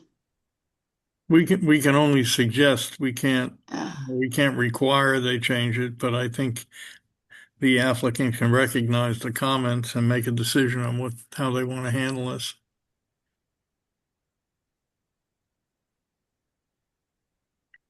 Yes, Donna? Can we require some type of buffering as part of the application that would alleviate some of the sort of encroachment that the neighbor feels? I think we can, I don't know if we can require it, we can suggest it. Well, all right. I mean, Yes, I Karen? guess for the board, this is not a fully compliant application because they need variance relief. And they've You do. argued that it's a hardship, that they can't acquire additional land. And from one neighbor, it would make that neighbor's property non-conforming, and on the other side, it's already non-conforming. So it's would be very complicated to get additional land. I'm not sure if maybe this is the first time that the board has heard from a neighbor about the impacts of an ADU and how they think that's going to affect them, even though the ADU is proposed, as I understand it, in a compliant location. But the lot is not compliant. Mm-hmm. So that's a long answer to your question, which is, yeah, I think you could require buffering. Yes. Where As you- it's going to go, I don't know. As the neighbor pointed out, it's a pretty narrow distance there. But I think you could, yeah. Yeah, I think as you explained it, I can see that since they are asking for variance relief, then we probably can at least suggest some buffering in there or require it. Board members, do you have any comments on that? Yeah, I think we should require something. Okay. All right. That seems reasonable. Okay. I think that's a good idea. I'm not persuaded that that solves all the concerns that were raised. And seems like a real dilemma because it's kind of like both sides have good points, both of these neighbors have reasonable points. And we can just go by, I think we can go by what's allowed. I mean, I think this is one of those times where we have a real dilemma to sort out, actually. I think you're right, Eve, but as Karen said, the fact that they are asking for variance relief, which in a sense somehow would be pro forma in a case like this, we can ask for it, and it probably makes sense. What, for the buffering? For the buffering. Oh, of course. I'm not. Oh, no, I'm just saying that, yes, you're right. It's, but I think I think some sort of buffering that, is there a fence that's going to go up or that's up? There's an existing fence, and it will probably be replaced with a new fence. Okay, and the fence height is limited to 6 feet. So maybe some planting buffers along that fence line would something that would grow up taller than 6 feet would be appropriate. I have a question, Steve. Yes, Stephen. I'm looking at plan A1, and I see the side yard setback of 6'3", but then I also see 3'3", and when I'm looking at the plan, it's obvious that the front door to this ADU is on that side. Mm-hmm. And the door from the garage is on that side. So it's obvious you park and then you walk down the side of the house to get into the house. So there has to be a walkway. Is that what the difference between the 6.5 and the 3.5 is, Marina? Yes.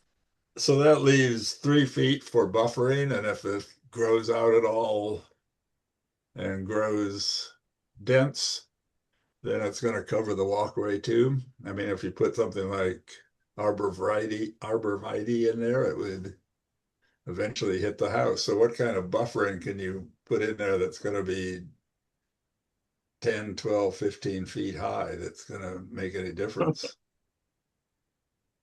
I mean, I'm just curious. But I'm right about the walkway. Is that correct? That Yes, is I the believe- walkway. Yes. The Yes. architect is indicating you are correct. And it's 3 feet and it's right down the side of the house. Okay. And what is the square footage of the existing house? Square footage of the what, Karen? Existing house versus the new house? I Not don't sure. have that information on me. Neither do I. The existing house is approximately 24 by 32. It's about 700 square feet. Right. Sorry,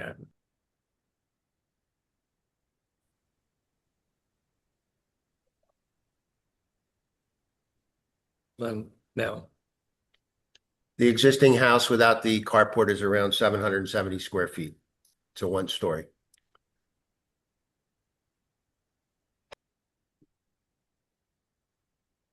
And the new house? Slightly smaller than the proposed ADU then.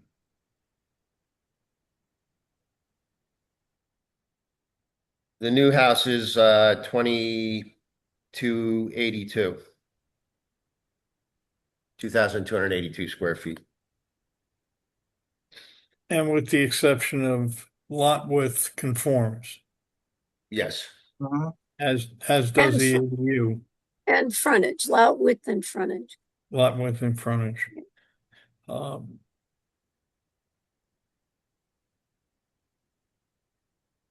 Well, I guess the question I have is there's discussion of buffering from the board.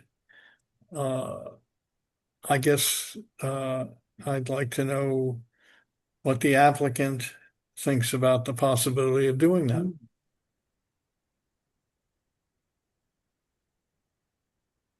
If we're talking about landscaping, Yes. yeah, I'm not up to date with all the zoning talk. Yes, I think we're interested in doing some sort of landscaping. We haven't, of course, obviously created a landscaping plan yet, associated with this application, of course. But I think you heard from Gail, right? I mean, we're committed to being good neighbors on both sides of the fence. Okay. Is it possible to, if you're willing to do landscaping, to allow you, and this is a question I have for Derek and Taylor and Karen, can we ask, so we can possibly deal with this application this evening, can we ask either you, Derek, or Taylor, or I see Jim Purcell is not here anymore, to work with the He's applicant? there. Oh, No, he's there. how could I miss you? Sorry, you blend in. Can we ask you to work with the applicant to come up with a solution that would meet the intent of what we're trying to get to and what he's willing to do? Yeah, I would just say that, the sidewalk is permitted to be 3 feet away from the property line when it's 3 feet 3 inches. So there is a stockade fence. I think it's pretty old and battered now, but I don't know what realistic buffering you can do in 3 feet. Can't do anything in 3 feet, but beyond the 3 feet where the thing steps back, you can do something there. Yeah, sure. So Jim, is that something that you could work Yeah. with the applicant on? Sure. Okay. Is that, Mr. Chen, is that okay with you? Sounds good to me. Okay. All right. So, board members, any more discussion of this? Or does someone like to, yes, was that you? It's really a technical question about fences. If you have a 6-foot limit on a fence, could you have a trellis on which vines and so forth could be buffering without exceeding the 6-foot limit? In other words, a trellis higher than the 6 foot. Would that still constitute a fence? Yes, sir. I would think it would. I mean, Okay. the maximum height is 6 foot 6 inches in the former township, but Yeah. that's a good suggestion, but it would require a variance. Okay. Well, if I'm allowed to jump in, something like a tree where it would have a trunk and then the canopy would be above, that's something that would work, right? That could be planted closer. It wouldn't impede on the walkway. And if the two neighbors agree of it being located close to the fence and the property line, then we've done that before where the trunk is where you walk and then the canopy is above and creates the separation. 7 feet. But you can't do anything in the 3 portion. Well, you know, the sidewalk trees often grow in 3-foot strips. True. Well, I would think rather than trying to design this at the meeting, that the applicant knows the intent of what we're talking about, and Jim, I think, can work with them to come up with something that meets the intent of what we're trying to do. Is that reasonable, Jim? Yes. Okay. Yeah. Okay. So how can we move forward here? Does someone want to make a motion, or is there more discussion?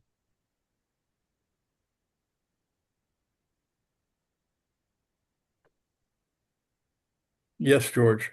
I will move to approve, subject to the condition that the applicant confer with the city administration to come up with a reasonable buffering plan, possibly using tree plantings, but to be decided by mutual consent. Okay, that sounds reasonable. And if there isn't mutual consent, George, then what? If Mr. Purcell suggests a certain kind of buffering and Mr. Chance says, no, it's too expensive, I don't want to do that.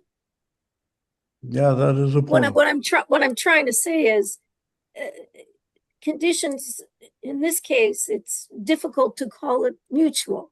You're either imposing a condition on Mr. Chan that says he's got to confer with Mr. Purcell. Mr. Purcell, and I don't know if you want to include confer with the neighbor because it's the impact on her that you're trying to lessen. But Mr. Chan says, well, it was supposed to be with my consent and I don't want to do that. That's all. You know, I'm willing to plant a shrub. I'm not willing to plant all these things. And it said mutual consent, so I'm not doing it. And, you know, he would be within his right to say that. If it says everyone has to agree, Well, if we leave out everyone can't agree, then what? All right, so if we leave out the phrase by mutual consent, then I think you're left with where the applicant confers with the city and then does essentially what he feels he must do without the consent of the city if he wants to do something different. Well, then I guess I can't figure out then what are you accomplishing with the condition? If the purpose is, you know what I mean? If the purpose is to require the applicant to plant buffer, but tonight is a difficult forum to do that. So you've suggested that the applicant, and I'm encouraging you to also include the neighbor, confer with Mr. Purcell. And ultimately, though, it's Mr. Purcell who says, well, you know, this seems reasonable. So this is what I strongly would advise you do. And you can include the municipal arborist, you can include everybody you want in this conference.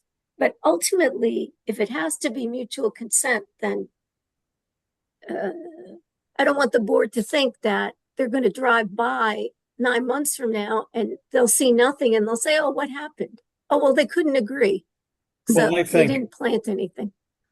Karen, I agree with you, but I think we're asking Mr. Purcell to be the judge in this, he to make the decision. Because Okay. if we're doing this this evening at the just so we basically don't have to delay this hearing further, so the owner and the neighbor and Mr. Purcell could come to an agreement and then come back to us. So those are the two choices, I think. Either we do it and allow Mr. Purcell to be the final determination on this, or we let it go for another month so the owner and Mr. Purcell and the neighbor can resolve it. Well, what's the board's pleasure? Because we've got a motion on the floor. George, it's your motion. Yeah, Is well, your I'm motion I'm that- wondering if it would be possible to amend it in a way that essentially says, tree plantings, as if there had been trees taken down and subject to the replacement in the shade tree ordinance, which I think is 6 feet. In other words, if we could require that, and that's acceptable to the applicant, then that makes it a very definitive requirement without the necessity of, as Chairman Cohen said, Mr. Purcell becoming judge and jury. Well, let's ask Mr. Purcell, do you have an issue with that? Can you work with the applicant to come up with a reasonable plan and make a determination? I think I can. I've been pretty good at that throughout my career here. Okay. So, I mean, that's the way I would approach it. I think that would be the simplest thing. George, so you're comfortable with your motion being amended that Mr. Purcell will work with the applicant and the neighbor to create a reasonable buffering plan to lessen the impact on the neighbor. But ultimately, it's Mr. Purcell's call on this. Well, let me ask the applicant if he's would accept that. So Mr. Purcell is the judge, jury, and executioner. I don't know if we want to put it that way, but yes. I would rather call myself an arbiter. Right. You know, I mean, Mr. Chen, I'm not trying to force your hand, but if we can't do it this way, then basically it would mean delaying it so you can work it out, because it is as Bernice pointed out, it's a variance situation, and we have the ability to make a request. So as a condition of the variance. I don't mean to make this more complicated, but given that there are already trees along that fence, then Mr. Stein, isn't what you were proposing exactly that, replacing the existing trees that are there? Plus other trees. More trees that would be conforming then? Yeah. you know, Mr. Chen, I think the issue is tonight the board seems to be trying to get you your approval. Yes. And your I neighbor has appreciate that wholeheartedly. and your neighbor has expressed concerns regarding the impact on her, because it will only be 5 feet away, and I guess at one point some of the development is 3 feet away from her property line. So I think it's Mr. Stein's motion, but I think perhaps it's beneficial to you to agree to this, but this is up to you. The other question I was going to raise, and I might as well raise it now, is there was discussion about the existing fence, which I believe the comment was it was in poor condition. And Mr. Chan, you said, well, you thought you might, or you were thinking about replacing it. I don't know if that's a condition of approval as well, because 6 feet is still 6 feet. It's some kind of a buffer, unless the expectation is that the neighbor, if she was unhappy, she would install a 6 foot or is it 6'6" fence, Derek? Is that right? That's the max, 6'6". So, since we've got a motion that is being debated and amended, I think it would be helpful to let the board look at that and decide whether, you don't want that to be a condition, or you do? Is that a question to me or to Mr. Stein? No, It's actually to Mr. Stein. the question to me is, I'm sorry, if you wouldn't mind rephrasing it. Sure. Well, George, you have a motion on the floor right now. You want to approve the application. Yeah. We've gone off on a discussion of how will the buffering be handled or not handled. And then I also raised, since you're talking about conditions, is it going to be a condition to replace the existing fence? That was not part of my Okay. my motion, no. Okay. So then we are back with the buffering. Yeah, and I'm essentially suggesting that there be tree plantings along that property line, and that the criteria be that which the shade tree ordinance requires when you cut down a tree, which I believe, correct me if I'm wrong, is a 6-foot replanting. I'm not sure. I don't know that. Perhaps Taylor or Derek or Jim knows that off the top of their head, but I'm not sure it's 6 feet. I don't know. I wouldn't necessarily assume that it's 6 feet. I mean, it's based on my memory, not my assumption. But Okay. the point of it was to make a concrete requirement as opposed to one subject to, discussion that might or might not lead to agreement. It's your motion, so it is. All right. Well, then I'll make that, I'll amend the motion to say, with tree planting along the rear property line, subject to the requirement for replacement trees in the shade tree ordinance. And then I'm gonna ask one Is more. it the rear or isn't it the side property? Side. The side property line. Oh, I'm sorry, side property line, yes. I have a question. And one more clarification, which since George, it's your motion, I'm going to direct it to you.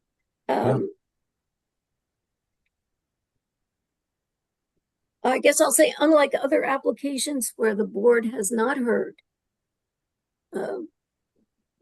serious concerns about the ADU and the rest of the house being so close to their property line, even if it is compliant. And since this applicant does require variances, and I'm the one drafting the resolution, I just want a clarification of how the board's balancing this. Do you feel the stronger consideration is that the applicant has a very small house now, they want to replace it, and they can't do anything unless they get these variances for lot width and frontage, and that whatever impact is happening to the neighbor, what should we say, it's the lesser impact, or that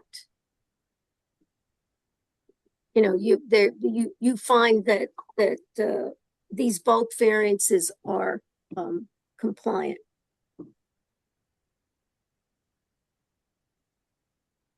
I think you can say that the lot configuration and the necessity to get both a house and an ADU on the property pushes you can modify the wording, that causes the house and the ADU to be closer to the property line than would be ideal for a separation, and then to buffer that a combination, something to that effect, that the design of the house and the ADU, and given the lot width, maybe force is the wrong word. Well, I think it is, Steve, because this is what the applicant would like to do. And their position is an ADU is allowed. So it's not just the scale of their house, but they're allowed to add an ADU. And what I'm asking is, because this is the first time I believe the board is hearing now issues from an adjacent neighbor with the closeness of both the house and the ADU. It's even the fact that it's the ADU in a sense is just minimal in a sense. The idea is a buffer between the house and the adjacent property.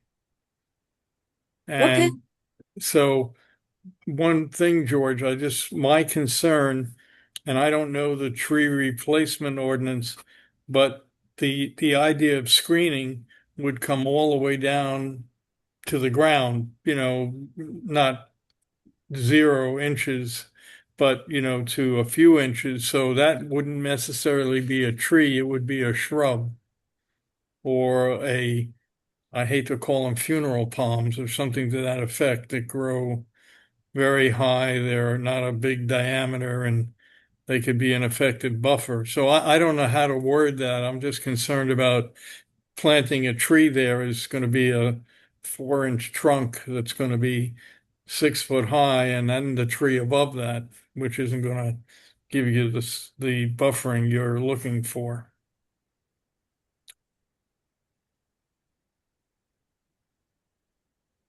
I think in my feeling is that I think Mr. Purcell knows what the board is looking for. I think the applicant knows what we're trying to achieve.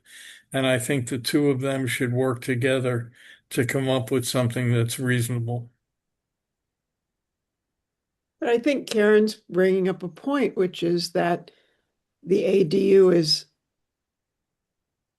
something that wasn't there before, that's allowed, but is a big factor. It's not, there's a house there now and there's a carport. So now there'll be a larger house and a garage and an ADU. And I mean, I think that's the dilemma. And I'm very favorable about ADUs, but it does feel, and it's hard for, and I'm not, and I'm just saying, I think that's sort of the elephant in the room or whatever to me in a way. It's because that will extend much further back and be taller than if it were just the garage. So that's what we were hearing from the neighbor I believe, that's an issue that can't be really mitigated by a shrub or 17 trees or whatever, or a brand new fence. That makes a big impact. Karen, are you trying to figure out how to describe this in the ordinance, in the approval? Well, I mean, at this point, Steve, whatever you end up deciding, I usually just play the tape back and listen to it and go through ultimately, what your decision is. So Steve, Marina has her hand up. Okay. I'm sorry, who had their hand up? Marina. My knee. Okay, please. Would it be okay to say something at this point? So the next step should Wait a minute, he didn't answer the question. Is it okay for her to? Yeah, I think let's keep it brief. Yes, so if the board were to grant the variance, the next step would be for the applicant to develop a fully engineered site plan that will include planting, it will include stormwater management, it would include connection to utilities. That would go to the engineering department and be reviewed by Whatever's we're not asking for any more documentation that's I understand. required by, excuse me, than is required by the town. If the town is asking for fully engineered drawings with stormwater management and everything else, so be it. We're discussing the buffering right now. Correct. And it seemed that as part of that process of developing that plan, our engineer with landscape abilities will be able to include this buffering as part of the site plan design, is what I'm suggesting. Okay, so Jim yes. Purcell would be the person to review it anyway.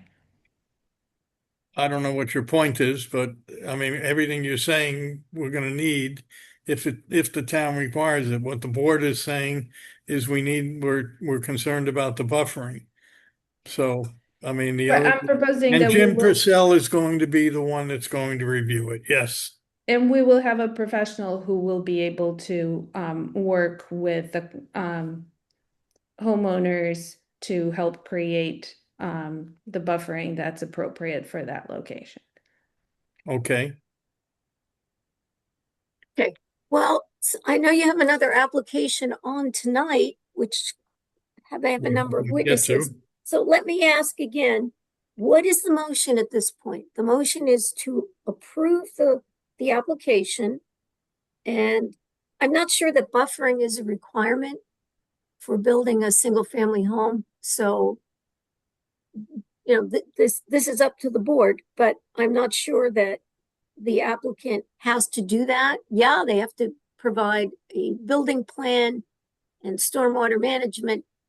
I don't know that they have to provide buffering. Yeah, I agree with you on I that. don't think they do. So, George, the last version of your motion, Yeah. I believe, was you want to approve the application, and that tree should be planted along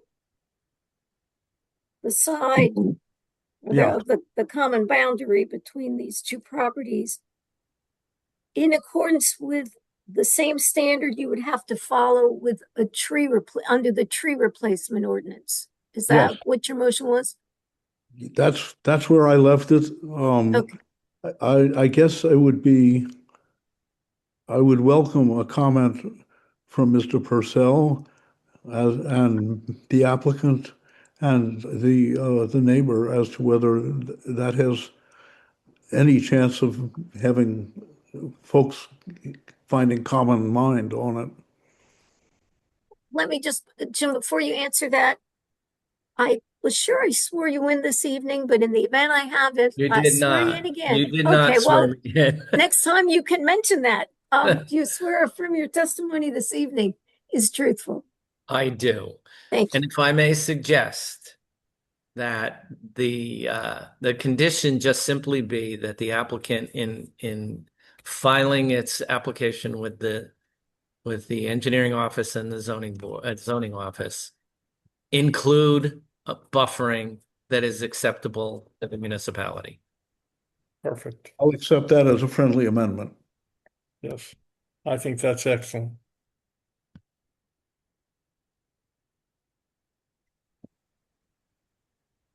So is there a discussion on that, I guess? Well, board members, any discussion on that? Okay. So we have a motion. We have conditions, and do we have a second?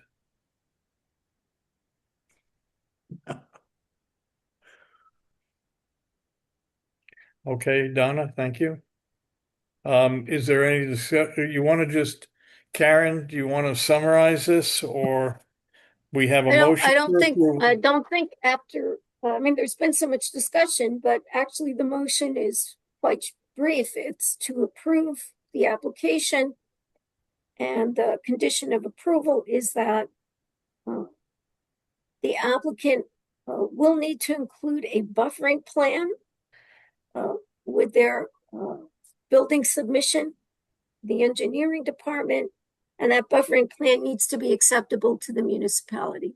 Yes. In the form of Mr. Purcell reviewing and approving. Okay, I think that's it.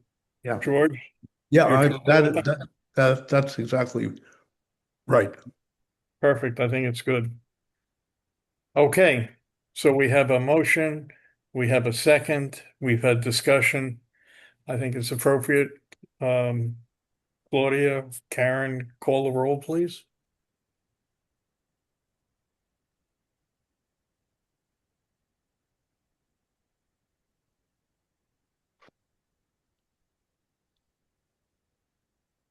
I'm not sure Claudia is on.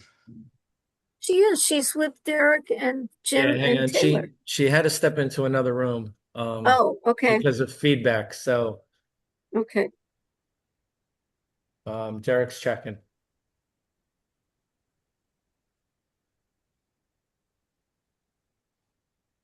She's not with you, Marina, right? Okay. I hope she's not in the town hall. Well, we have been given permission to return to the municipal building. Oh, good. We got the all clear. Okay. If you are planning on taking a break. Well, we can do that. We have, Hi, I'm here. Can you hear me? yes, we can. I can hear you. Okay, Ms. Chang, Yes. Ms. Colson? Yes. Mr. Floyd? Good luck. Yes.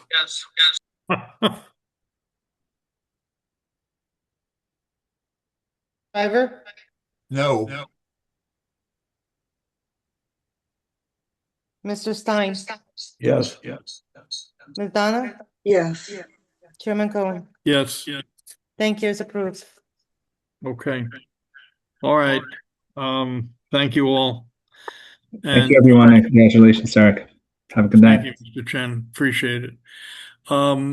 Derek, Jim, Taylor, do you want to go back to the Borough Hall now? Do you guys want to stay or do you want to go back? No, we've been back. Thanks so much. Yeah, we're heading back. Okay, so you'll let us know when you're there. Okay, so we're taking another break. So, okay, thank you. Sorry for the, 5-minute minimum. I guess 5-minute minimum, yes. So it's 10:04, so it'll be 10:09 minimum, or until we hear back from our traveling members. Amazing. Amazing. Well, I mean, whatever.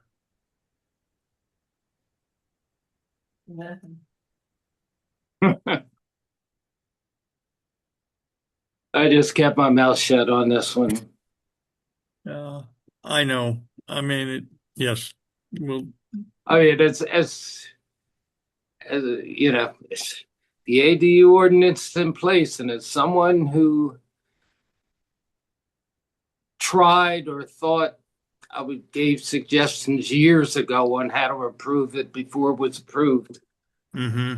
You know, it is what it is. Right. If For better or worse. if the lot was a complying lot on width, they will be able to build a bigger ADU and a bigger house and place it exactly with the same. In the same location. You're exactly right. So, I mean, it's great to, you know, try to help out the neighbor. It is. It really is. But, you know, apples and oranges got kind of mixed. Yeah. No, you're right. I mean, it could be if the lot were 10 feet wider, wouldn't have been a discussion. Yep. Yeah, it wouldn't even be here, number one. And But number two, right, is, wouldn't even have been here and we couldn't do anything about it anyway. yeah. You're right. And if it was 9 feet wider and they were here, hey, they'd still only do a 5-yard setback. Yeah. No, you're right. I mean, They comply. but you know, maybe Which is fine. But maybe the setback is too tight. Well, I kept my mouth shut on that because the place to discuss that is for Ms. Lambert to go to council. Exactly.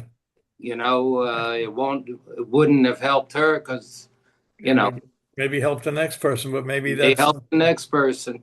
maybe that's something in our end of year analysis we should suggest to the governing body. And that it may they be, put that. it may be something that the governing body's looking at. Yeah. Oh, the, A question for, I guess, for Steve as an architect. Could they not have moved something further back on that property? Well, the trouble is that the driveway, you need a certain that driveway needs to be a certain width. And Ah. obviously then it has to align with the garage. So that Okay. sets it up. And they could have redesigned the house so it could have been a narrower house and maybe something a little deeper. You know, I mean, we can't get into the whole redesign, but they could have redesigned it so it's not as wide and created, the ability to move it over a little bit. Excuse me, Steve, this is still being recorded. I know we're Okay. not, we already finished the discussion. You're right. No, I'm just want to make Yeah, sure. no, we you're did right. that. I understand that. I'm sorry.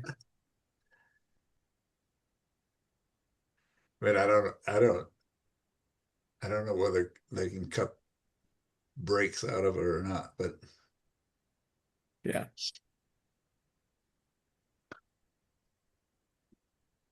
I didn't mean to end the discussion.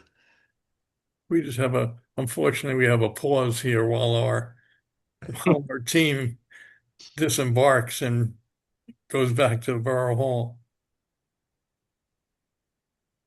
or the township building or the municipal building, excuse me.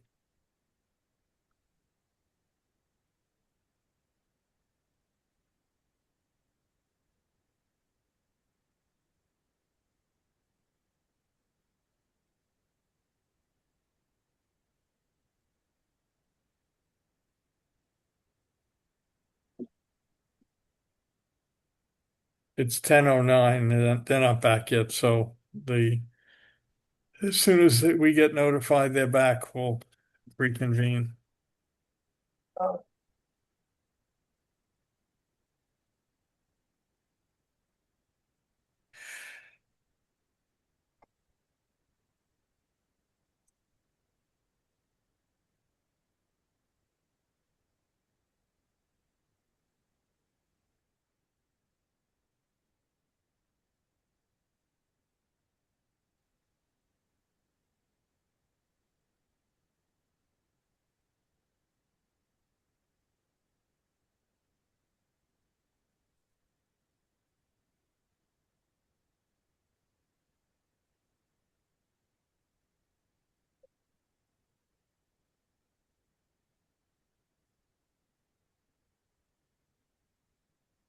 Your call has been.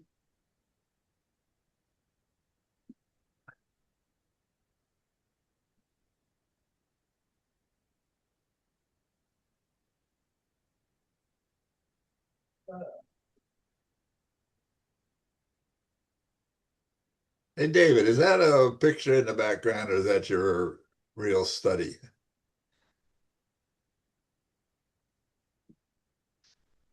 You're muted. This is reality. This is my study. Good.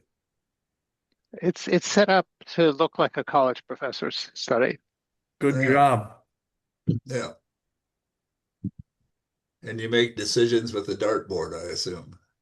Yeah, but I don't do what you think. I don't turn around and throw darts. I make a decision and then I walk to the dartboard and place the dart in the right place. To validate your To decision. validate my decision. Right. You should work for the government. Oh gosh.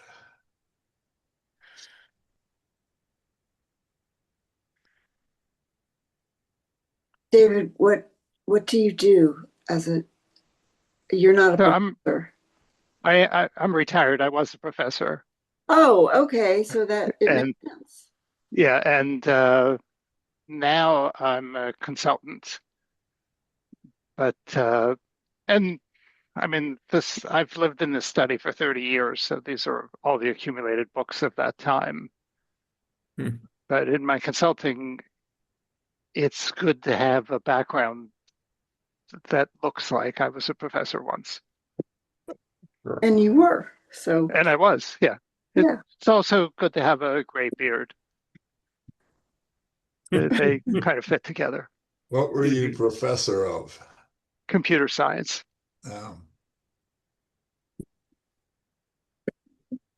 Good.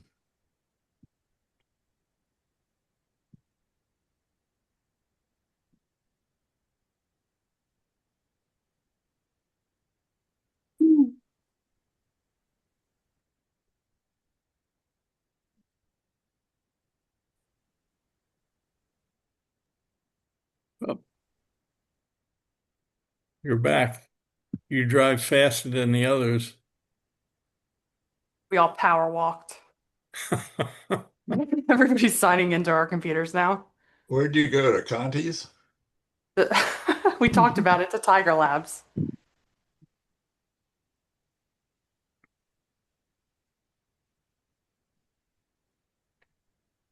You didn't walk up to Tiger. Where is Tiger Labs? Isn't it on Nassau Street? No, 300 Witherspoon. Oh, it's on Witherspoon now. Okay. Just the other side of the school, the community Oh, park school. okay. I remember when it was on Nassau Street. That would be a hustle. Yeah. Steve, I think I need to bring over the people who are going to Steve? be talking about the next. Steve, I'm back. Oh, you're back? Okay. Yes, sir. Okay, well, are we waiting for Derek? Oh, there you are, Derek. Okay. All right. Just a question. We seem to have people still on the screen. I don't, if they want to be attending, that's, but we still have people who are participants who are not part of the application on the screen. I can remove them. Okay. Okay.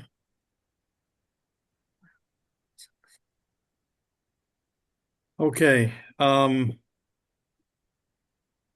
next, well, first of all, it's 10:14. We will stop at 11 o'clock, but we will start and go as far as we can. So our next application is case number Z25-702 1128 Great Road, block 301, lot 4.01 in the RA and RB zone.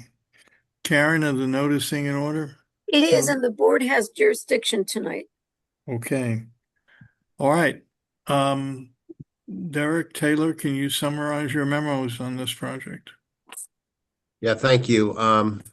I'm going to do a little summary, and I'm going to hand off to Jim Purcell, and then Nathan Foote will, our Assistant Director of Planning, will hit on the planning testimony. Good evening again. Sorry about the interruptions. Application has been filed with the Princeton Zoning Board of Adjustment by Princeton Academy of Sacred Heart, seeking preliminary and final minor subdivision of approval of 1128 Great Road. Purpose of the subdivision is allow the applicant to sell one lot to a nonprofit organization for conservation, environmental education, and passive recreation, including trails for public use. There are numerous bulk variances and 2 use variances.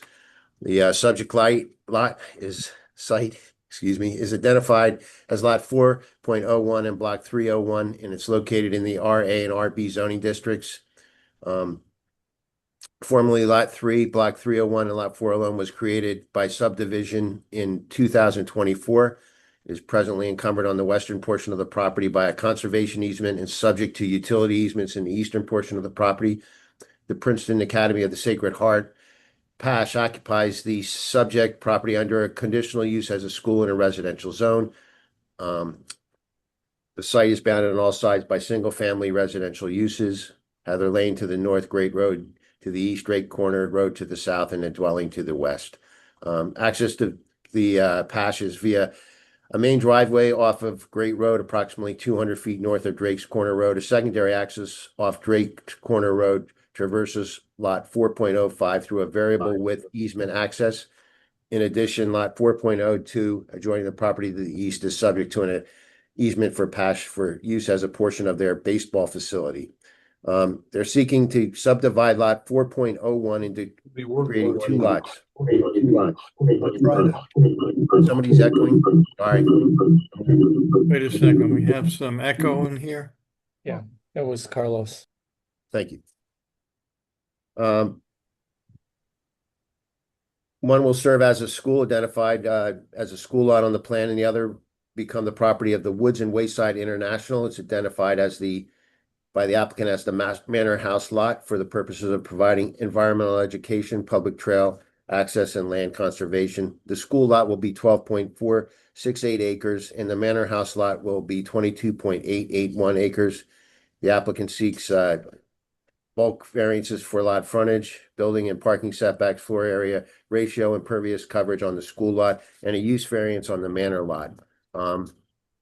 The applicant has requested waivers from the minor site subdivision checklist, and staff has no objection to them being granted. A4, the fire protection plan. B12, the master plan designations. C2, steep slope locations. C4, contours of site. C8, location of tree masses. C10, location of stream, ponds, etc. And C13, percolation and soil log tests. I'm not going to go through all the variances.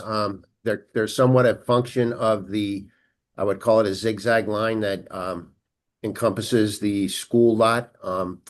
It's just a kind of a result of the existing conditions on the site to subdivide that lot off from the main lot. There are numerous setback variances. And there's some use variances that I will touch upon. It's a D1 use variance for the Manor House as an office space and a meeting convening center for Woods and Wayside International's Forest and Climate Training Initiative. This is not a use that is contemplated within the RA zone, nor is it within any of the permitted conditional uses. A use variance pursuant to NJSA 40:55 70 D1 is required to permit a use that is not permitted. A variance under the above section shall be granted only by the affirmative vote of at least 5 members. No variance or other relief may be granted under the terms of this condition unless such variance or other relief can be granted without substantial detriment to the public good and will not substantially impair the intent and purpose of the zone plan and zoning ordinance. The applicant should address special reasons to justify the granting of the relief requested as required by statute. These reasons must be shown to be unique or peculiar to the property for which variance is requested and not generally applicable to neighboring properties. Reason why the strict application of the zoning prohibition of the requested use or development would deprive the applicant of reasonable use of the land or buildings being involved, and evidence that the requested relief may be granted without detriment to the public good or impairment of the intent of the zoning plan. They also need a D4 variance for FAR that results from separating the Manor House from the Princeton Academy. It reduces the lot area for proposed lot 4.07 and creates a variance pursuant to NJSA 40:55-D4. Maximum FAR in the RA zone is 6.5, whereas the proposed is 12.3. Variance is requested. There are no improvements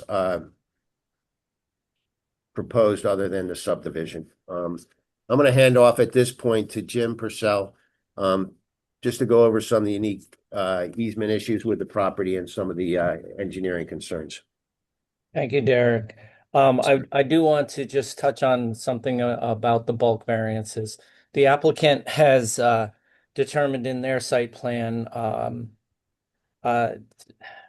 side yard, front yard, and rear yard setbacks that staff doesn't particularly agree with. So all of the bulk variance information in the memos has to do with a reasonable determination that we made of the front, rear, and side lot lines. And we think that those should be determined. We recommend that the southerly line be considered the front lot line, the northerly line be considered the rear lot line, and the easterly and westerly lines be considered the side lot lines.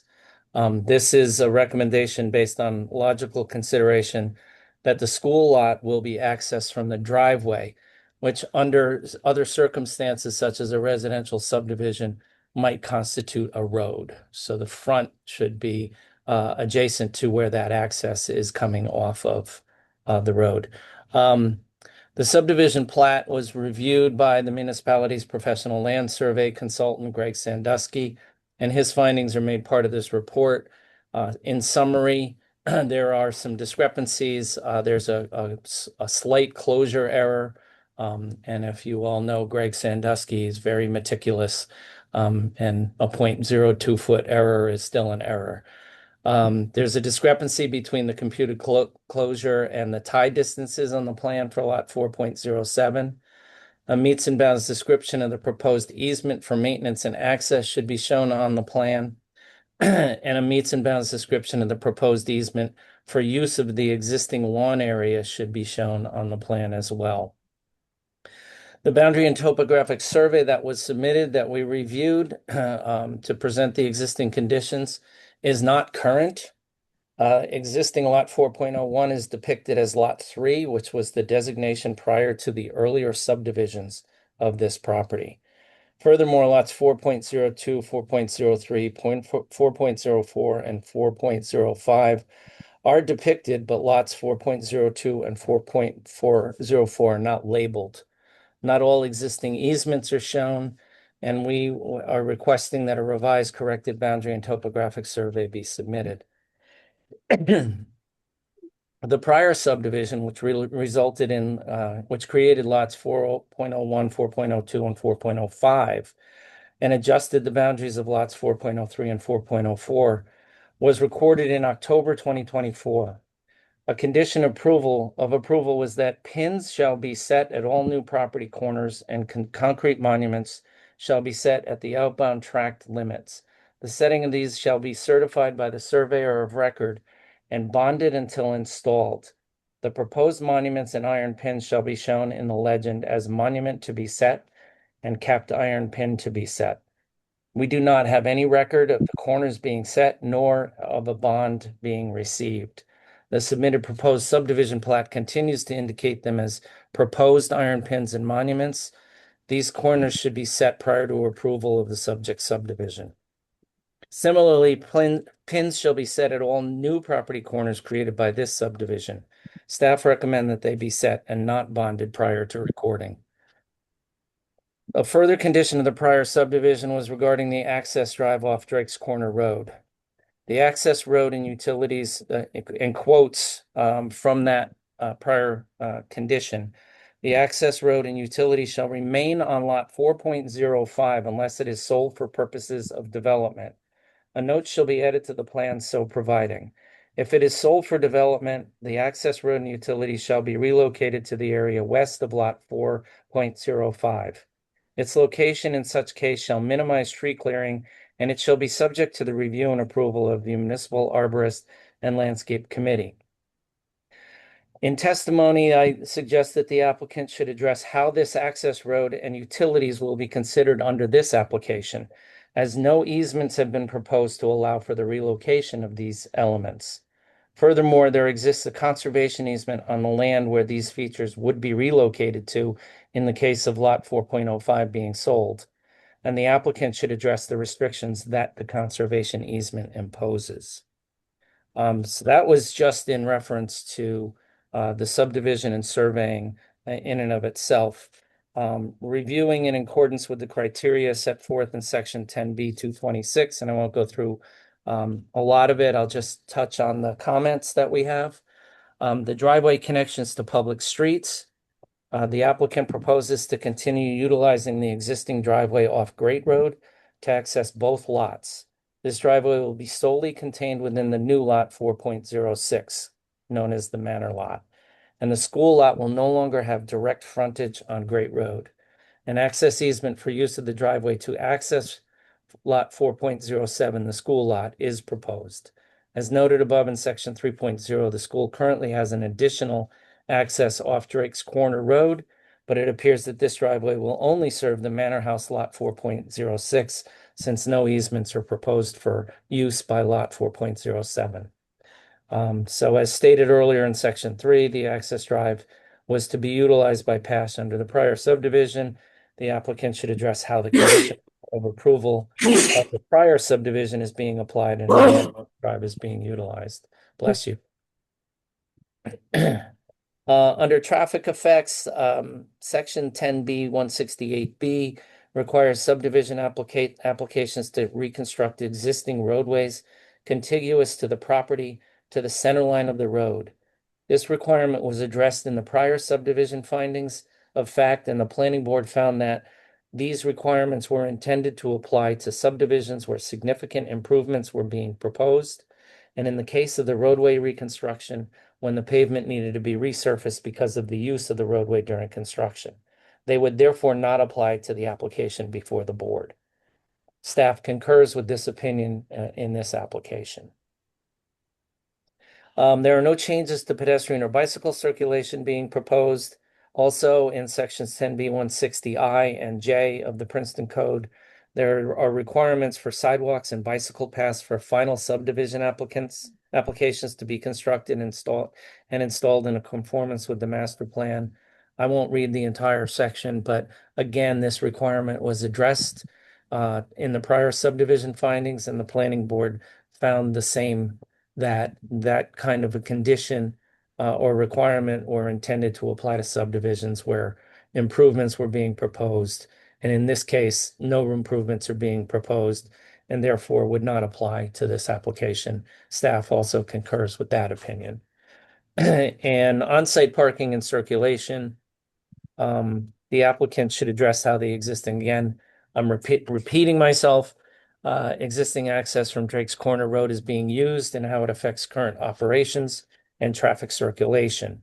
Will it be for the sole use of lot 4.06, or will an easement be granted for use by lot 4.07? And the parking for the entire site is now being divided as a result of the subdivision. The applicant should address how many parking spaces are required for both the manor house and school lots and determine whether there is sufficient parking on site. The applicant should address the need for parking cross-access agreements if one use requires parking from the other use in accordance with section 10B 282. Utility services, there are easements shown for some of the utilities, for example, for sanitary sewers across lot 4.06, and other services crossing lots 4.05 and 4.06 that will serve lot 4.07. However, easements for the utilities have to be acquired. There are no changes being presented regarding disposal of solid waste or recycling, and it's anticipated that no additional waste will be generated from the use of the properties. However, the applicant should address how waste collection will operate for both properties. And that is it. There is a summary on the last page of our memo of all of those conditions in shortened form. Any questions? Yeah, in light of what you said towards the beginning of your memo about things that were unresolved from the last application, do you feel that you have enough information to review the applicant's current request? Not without testimony this evening, or if this is carried.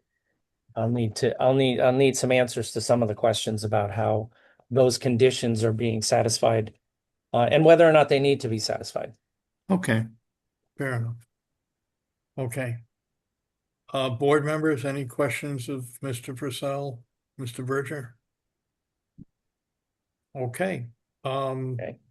Nathan Foote, the Assistant Director of Planning, has provided a memo as well. Oh, Mr. Foote, we just need to swear you in. Do you swear or affirm your testimony this evening will be truthful? Yes, I do. Thank you. Thank you, Karen. And good evening, members of the board and everyone else. So like Jim said, I did prepare a memo dated April 17th, 2026. Karen, does that need to be entered as an exhibit? I don't think so, Nathan. We didn't submit the other review memo, so I think we're okay. Okay. All right, so what I'm going to do is just very quickly summarize it. However, I did want to also very quickly share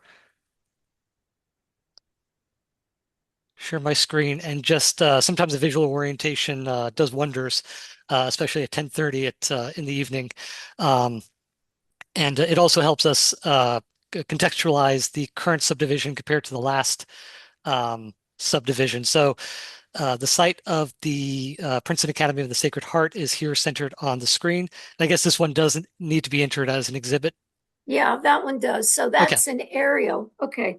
An aerial provided by the NJ Parcel Explorer website, prepared by Rowan University. Okay. And so the subject site is centered. Princeton Academy of the Sacred Heart is in the center.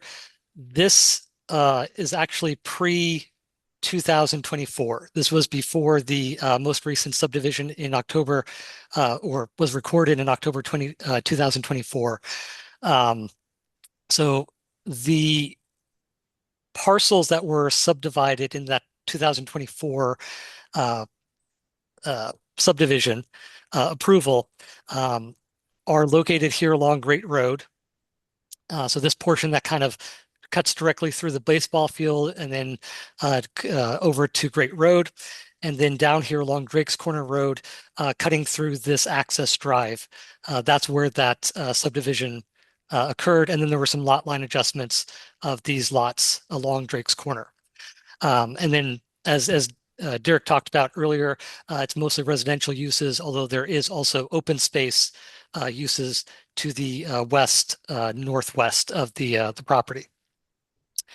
And I don't want to get too into the weeds into what they are proposing now, but essentially they are proposing a subdivision of the remainder of that larger lot where the Princeton Academy of the Sacred Heart is located into two. One northerly that does not have any frontage, and the other to the south that has the remaining frontage along Great Road and Drake's Corner Road. And then importantly, the applicant has indicated that the Manor House lot, what is the southerly lot on this overhead, is proposed to be sold to an organization called Woods and Wayside International Incorporated, so that it can be used to provide environmental education, public trail access, and land conservation. They also state that Woods and Wayside intend to maintain the property in its current state and will provide public access to open space, to the west that I pointed out just a moment ago.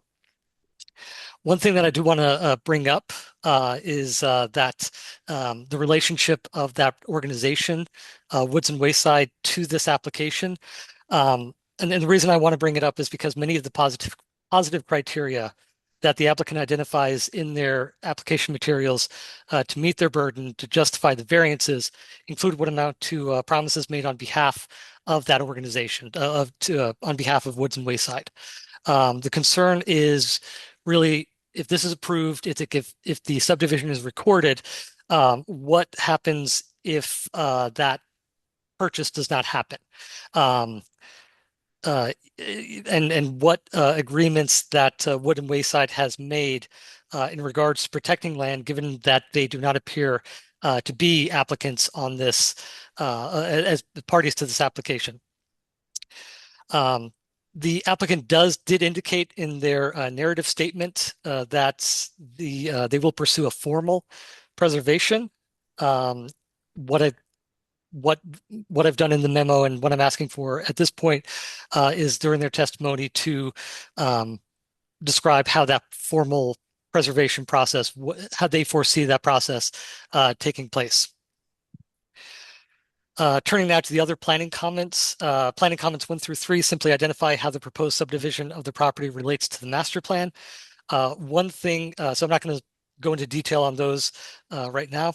One thing to note is that the subject property is not located within any designated local, state, or national historical districts. The site was designated as eligible for state historic district designation by the State Historic Preservation Office in 2020 based on the school structures in the northwest area of the lot. The Princeton Master Plan does include the Manor House building as an additional site that should be studied and may be appropriate for historic designation. And none of these structures, I should note, are slated to be changed by this application. Again, all of this application is, at this point, is a subdivision of that remaining lot, what is now lot 4.01. Per comment 4 of the planning report, the applicant should discuss justifications for not using right angles or radial lines for the subdivision. Section T10B-182 of the Princeton Code regarding subdivision design standards requires side lot lines to be at right angles or radial to street lines insofar as practicable, which the proposed subdivision does not do. Additionally, an existing lawn area that's located right about here on, I have my cursor hovering just about where that lawn area is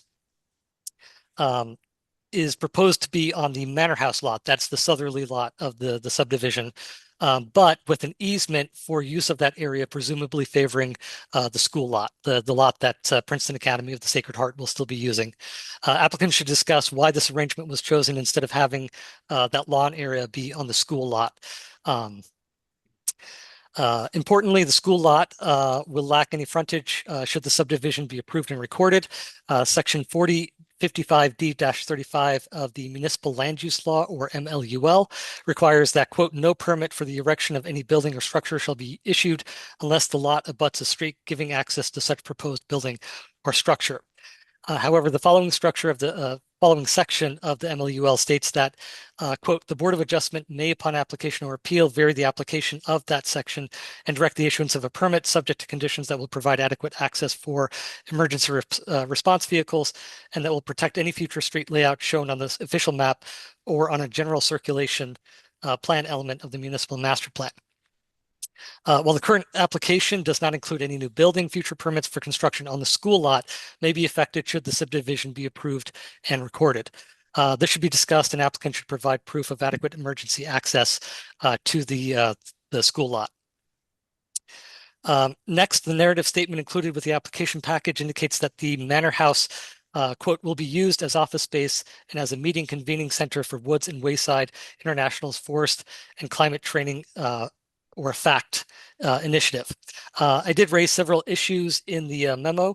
I'm not going to go over each one in detail at this point. They are on page 3 of the planning report memo.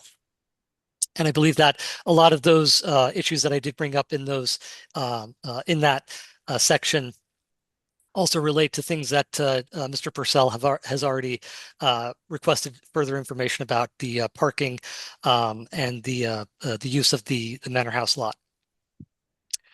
However, I will bring up other issues if I don't hear those issues addressed during the applicant's testimony. There are several issues related to the school lot that are brought up in the planning report. There's currently a sign for the academy located at the Great Road entrance. Applicants should clarify if that sign is proposed to remain. If so, an easement may be needed. Also, applicants shall clarify how, well, reiterating what Mr. Purcell also identified earlier, how vehicle traffic will enter and exit both lots, but especially the academy lot. Applicant shall clarify if any other academy operations will be affected by the subdivision and sale of the proposed Manor House lot. There are multiple walking trails on the properties. Applicant should advise if any of these trails will be rerouted, especially if the previously subdivided lots intended for residential purposes are indeed developed for such uses. And I'll stop sharing. And then finally, in regards to proofs, the applicant must address proofs for the board to grant the D1 use and D4 FAR variances. Derek already discussed those in some detail. What I will bring up right now is that the narrative does include the reasons for granting the variances. They should be provided during the testimony as well. And I would also add that the applicant should demonstrate how the purposes of planning noted on pages 3 to 4 of their narrative are advanced. Applicant must also show evidence that the relief can be granted without impairing the public good and the intent of the zoning plan. The applicant appears to be requesting bulk variances under the C2 benefits versus detriment standard. Applicant should provide proof that the benefits outweigh the detriments during testimony and how the proposal is in keeping with the RA zone and Princeton's master plan as they state in their narrative. And that is all I have at this point. Derek or Chairman Cohen, I turn it back over to you. Thank you. Okay, I just have one question. If we're just doing the subdivision this evening, are we to assume that the end user, Woods and Wayside, is, assuming you get the subdivision, is going to be the user in this? Or is there a possibility that they may not? I can speak to that if you like. I mean, if we Well, you can, start it. I guess. And there'll be testimony that talks about all of this, obviously. Okay, all right. Okay, we can talk about it as we go ahead then. Okay, so, But it would be like any other application, right? That the idea is that their purchase of the property is contingent upon getting this approval, right? So if we don't get the approval, they're not going to buy it. If we get the approval and they renege and don't get it, then we have a property that has a use variance granted on it in a subdivision that we could then potentially go and shop to another use similar to Woods and Wayside. So that was my question. Yeah. So there's a possibility that can happen, but it would just, the use would still run with the property. And it's a really good use, frankly. And it would then allow us to market it to someone else who's going to do something similar to what Woods and Wayside would have done. Okay. Thank you. Yep. All right. So, you've heard the memos and the comments. So please begin. Now, I guess the one question, I have of the board, we're not required to go beyond 11 o'clock. Obviously, this application is going to go much further than that. Do you want to continue beyond 11 or do you want to cut it at 11, board members? If it goes beyond 11, it's going to go way beyond 11. So I say cut it at 11. Agreed. Perhaps I'll leave that. Mr. Casey may want to make a comment on this, but I don't know how long each witness is going to take for your testimony. So I don't know at 11 where you're going to be. And I don't know if it makes sense to adjourn now because it's going to end up, seems to me it's going to end up being carried either way. So. I mean, I would like to at least get a witness in, perhaps, or I mean, I won't be as long as those review memos. I can assure you that. Okay. Well, look, it's 10:44. Let's go, and at 11 o'clock, we'll figure it out. Okay. I appreciate that. Okay. Yes, I Michael. think one more comment about the 11. You know, we discussed 11 a long time ago. Part of the consideration is the fact that Derek and Claudia have to drive a bit of distance, whereas many of us are home, and we were going to be considerate of them too. Very important. You're right. All right. So that's probably going to, mean we're going to cut it at 11, but please, at this point, start. Gladly. Mr. Chairman, members of the zoning board, I'm Bob Casey. I'm here, and thank you for your time. I'm here tonight on behalf of Princeton Academy of the Sacred Heart in partnership with Woods and Wayside International. Before I go any further, Derek, thank you so much for everything over the years. My father and I appreciate you. You're really good at your job, answered all of our questions all the time. So best of luck to you. Thank you. We're here tonight for a minor subdivision for 1128 Great Road. We're going to carve out this existing lot and make a manor house lot that's going to hopefully be sold to Woods and Wayside. The school is going to remain the same with a new lot line. All of the variances and bulk variances are just created by the new lot line. So no improvements are going to happen. It's actually a really exciting project that is going to maintain the integrity of this beautiful property indefinitely, we hope. So all of those memos made it sound like we were requesting millions of, pieces of relief, but in reality, no construction. We'll speak to the easements, we'll speak to the parking, we'll speak to the use, all of those things. And hopefully you guys will all agree that it is a terrific plan and will grant our application tonight. First of all, I would like to call the head of school, current head of Princeton Academy of the Sacred Heart, Kathy Humora, to testify. If you could swear her in, Karen, that would be great. I will. Ms. Humora, do you swear or affirm your testimony this evening will be truthful? Yes, I do. Thank you. Hi, Kathy. Could you state your name for the record, please? Yes, my name is Kathleen Hamora. And what do you do? I am the head of school of Princeton Academy of the Sacred Heart. And how long have you been the head of school? I have been the head of school since July of 2024. I am completing my second year in this role. But before that, you were with this wonderful school for how long? I was a member of the Princeton Academy of the Sacred Heart community from 2000 to 2020. As a teacher as well as an administrator, I was the head of the middle school from 2005 to 2020. I reported directly to the head of school. Okay, so really no one in the Princeton area knows the school better than you, wouldn't you agree? I know Princeton Academy quite well. Yes. And how is the school doing? Could you give us a little update on the school? The school is doing quite well. We have an amazing student body. I don't know if the zoning board members know, but we are an all boys school, junior kindergarten through grade 8.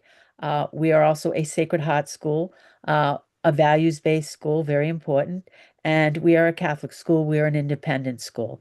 The school is doing well. We have currently 70 students, and we have an amazing faculty and staff of about 35 individuals.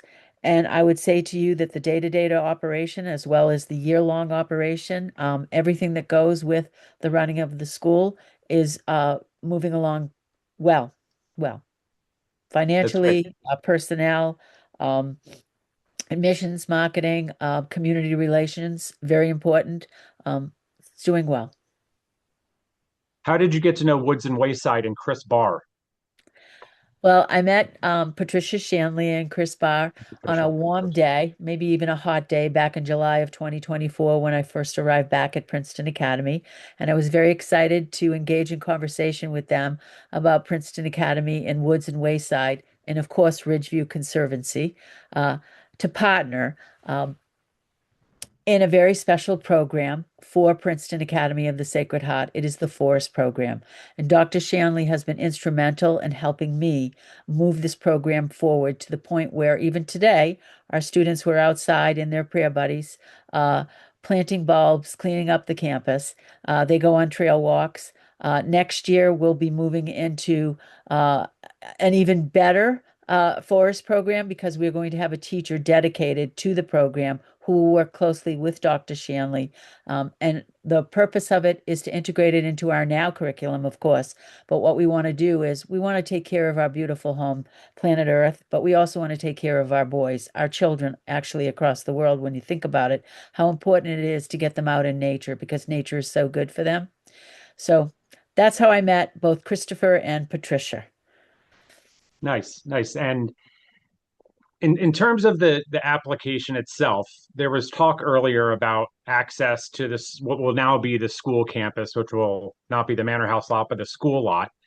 And it's your understanding, correct, that we'll still have the same access off of Great Road, and we'll have an access easement with Woods and Wayside to allow us to keep the status quo in terms of access to the campus, correct? Yes. Okay. And do you know if on the Drake's Corner side of things, the side access, I call it, off of Drake's Corner, that still remains in place, right? Yes, it does. And do you know who owns that lot that it goes across, lot 4.05? Currently? Yes. If I told you it was the Ridgeview Conservancy, would you believe me? Yes. Okay, good. Yes, So I would. Yes. So that lot is owned by a company that Chris Barr is familiar with, and we'll speak to that in a little bit. So that lot as well is, I think, as Chris will testify to, is going to remain unchanged. And in the event it needs to be changed, then we'll have an access agreement potentially with Woods and Wayside and the Ridgeview Conservancy for that side Drake's Corner entrance, correct? Yes. Yes. Okay. Awesome. Is there anything else you want to tell the Princeton Planning Board about Princeton Academy and this project? I think that this is an amazing opportunity for Princeton Academy as well as for Ridgeview Conservancy and Woods and Wayside. We will do many things together as time passes. So I'm very excited about it, and I know they are too. In its current configuration, well, in this new configuration, is there sufficient parking for staff? Can you talk to that a little bit about Yes. like Yes. where staff parks, that type of thing? Surely. There definitely sufficient parking. I can tell you that right now. Most of the staff parks in the back of the building. That would be the side of the building facing the athletic fields where the soccer and baseball fields are. So most of your faculty is parking back there as well as behind our MAC, our Athletic and Convocation Center. Plenty, ample parking back there.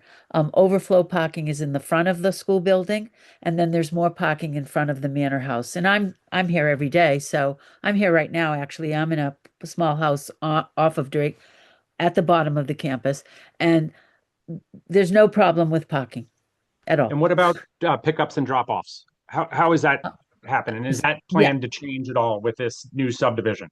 Not at all. So the way we do it, we have all of our pickups, both for the little ones as well as for the older ones. And by that, I mean lower school, which is K to 4, JK to 4, as well as middle school 5 through 8. Everybody gets dropped off in the front of the school building, and everybody gets picked up in the front of the school building. And there are always administrators at the doors to make sure the boys move safely from the vehicles into the school building. And as I recall, when my son was there, there's 1 or 2 buses a day? Currently, we only have one bus from Trenton with 10 boys on the bus. All right. Thank you very much. You're welcome.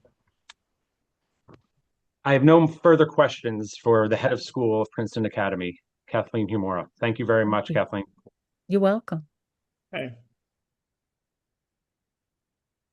I think we'll wait for questions from the board unless somebody has one of the director now.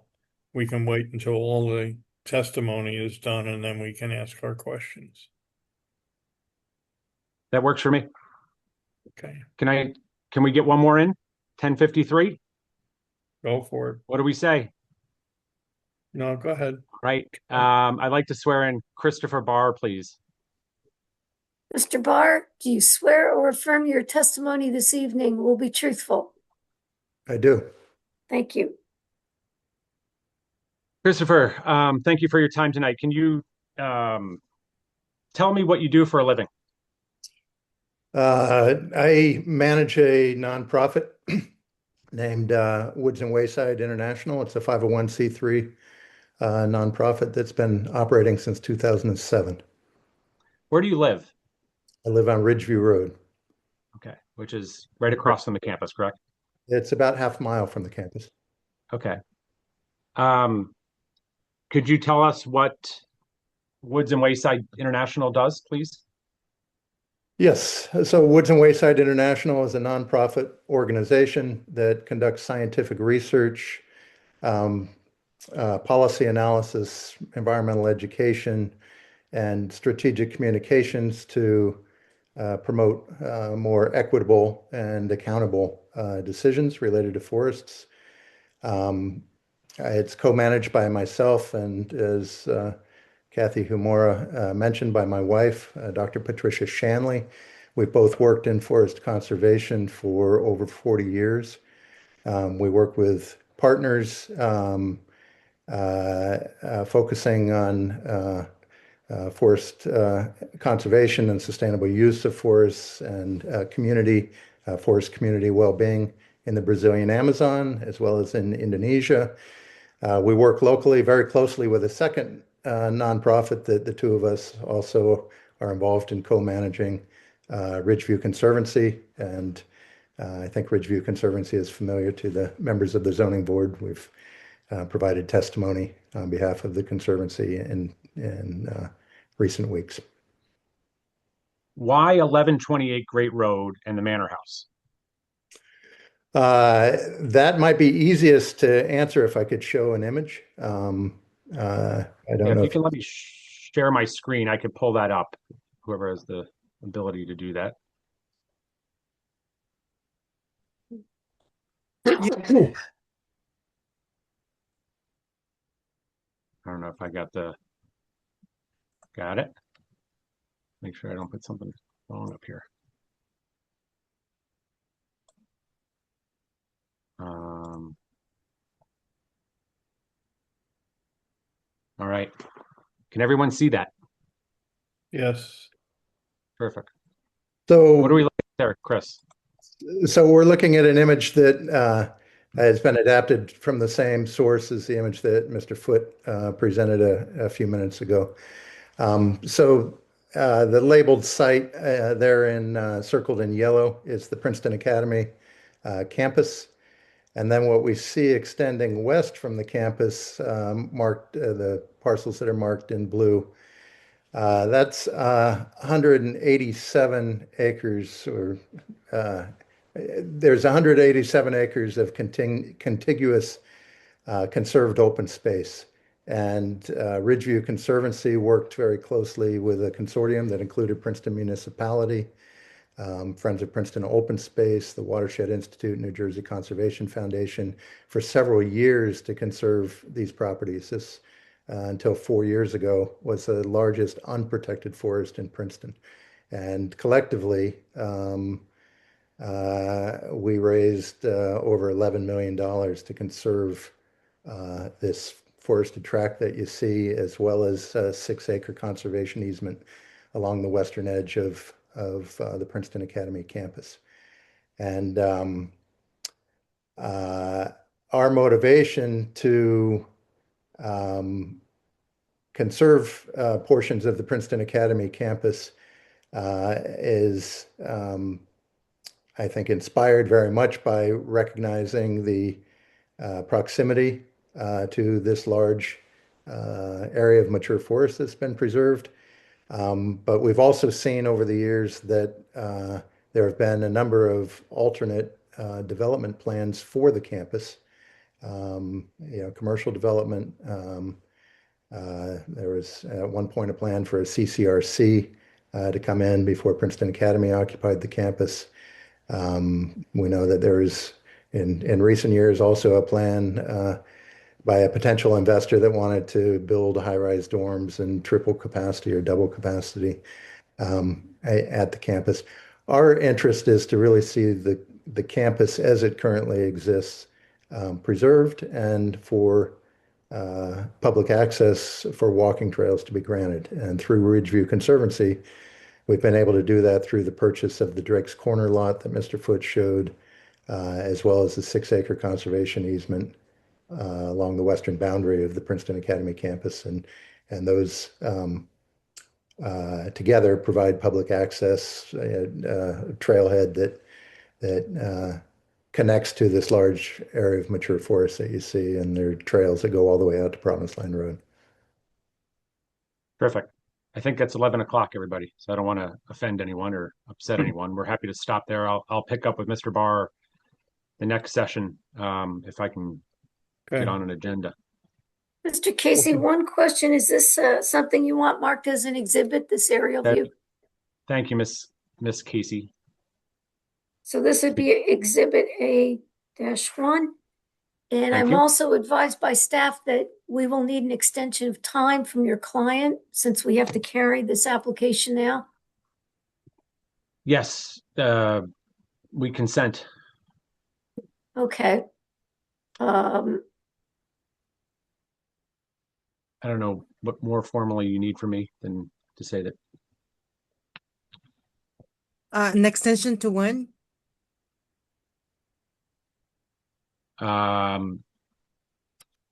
Until we can be heard, voted on. I don't know when 60 days. I don't know what the agendas look like coming up, so it's tough for me to say. Are we going to hear Karen, Claudia, are we going to hear this application next month, or when's our next availability to continue this? I think Taylor should speak or Derek about this. May 13th, you already have 3 applications scheduled. June 24, you have 2. July 22nd, you have 1. Can you stop sharing your screen, please? Thank you.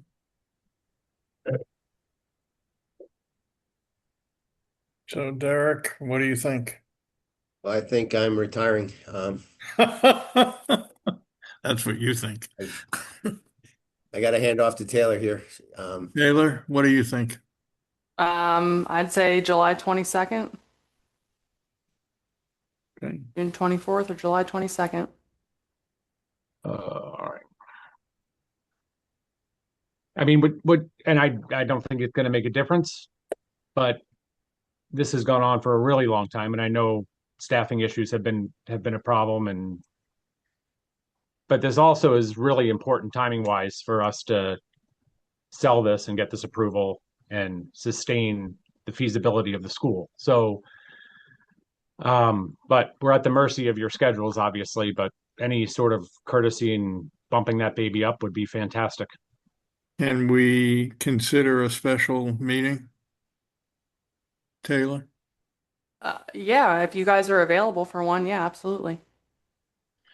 Or maybe we can circulate a note or something and see what might be available. But then they'd have to renotice. I'm sorry? If you could take jurisdiction tonight, then they don't need to renotice. Right. Okay. Maybe Karen, look at we can another do that? Wednesday or. Yeah, I would ask that you retain jurisdiction, please. Sure. Thank you. Right, but the problem is that That- if we don't know the date You need tonight, to establish a date tonight. then we won't know when it's being carried to, and the public won't know when it's being carried to. Okay. And Well, I'll have to get a notice out fast, I guess. Didn't, who said that there was a date that we just had one? That's July 22nd. Oh, right. Okay, sorry. Yep, it's late.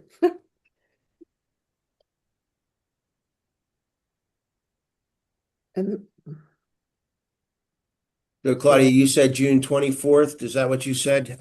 Was one possibility? June 24 is the next, right, you only have 2 applications on that date. Unless you want to have a meeting earlier in June. Yeah, I mean, that's what. I Taylor, maybe would you want to look at your calendar and see throw some Wednesdays out there because those are usually days when there's no other meetings. Can you all check your calendars for June 3rd and June 10th? What about May 20th? No. No, okay. I'm good for the 3rd or 10th. I'm okay for either. I'm good for the 3rd. I'm good for the 10th. I'm good for the 3rd, not the 10th. All right, they both look okay. I'm good for both dates. Yeah. I'm okay for both.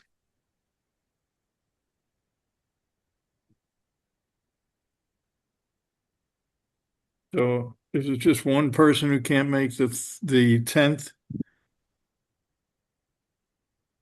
think it was Mr. Dobkin. Is that correct? Yeah, I can't make the 10th. I can't Okay. either. Oh, you can't. That's 2. And what about the 3rd? Who can't make the 3rd? Yeah. Donna? Yeah. Okay. So I think probably it's going to be the 10th. No, the 3rd. Yeah, the Oh, 3rd. There's 3rd. only one person 3rd. that can't make it, I believe, The right? 3rd, yeah. That still gives you enough. You want to go with 7, right? Yes, please. So. Yes. Does that give me Steve- Just one more time. Steve Schreiber, you okay for the 3rd? Yes. Yes. Eve? Yes. Mr. Cohen, Yes. George, for the third? George, Yes, sir. George, You're muted, George. Yes. Yes. And Michael, you're good? Third for the Yes. third? Thank you. Yep. Bernice, you're good for the third? Yep. Okay.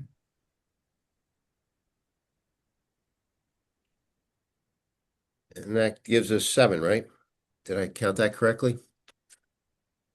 Ryber, Colson. Mr. Dobkin, you're good for the 7th. I'm good for the third. I'm sorry. Yeah. Yeah, 7. Yep.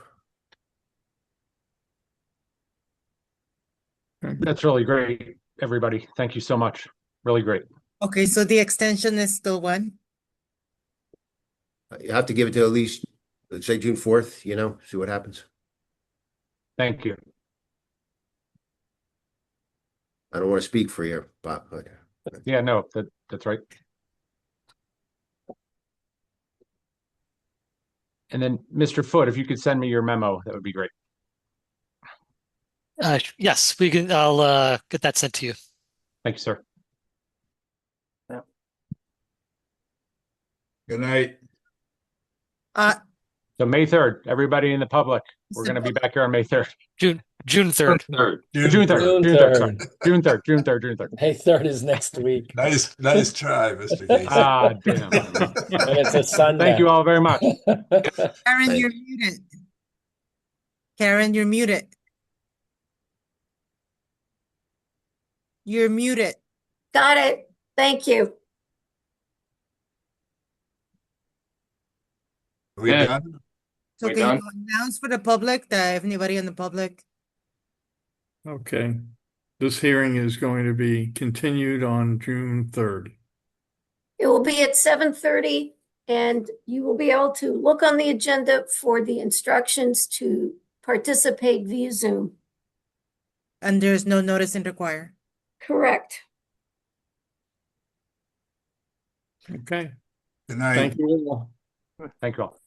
Derek, Yeah. thank you. thank Thank you, you, Derek. everyone. Hang out. Been a pleasure. Get Thanks home. a lot.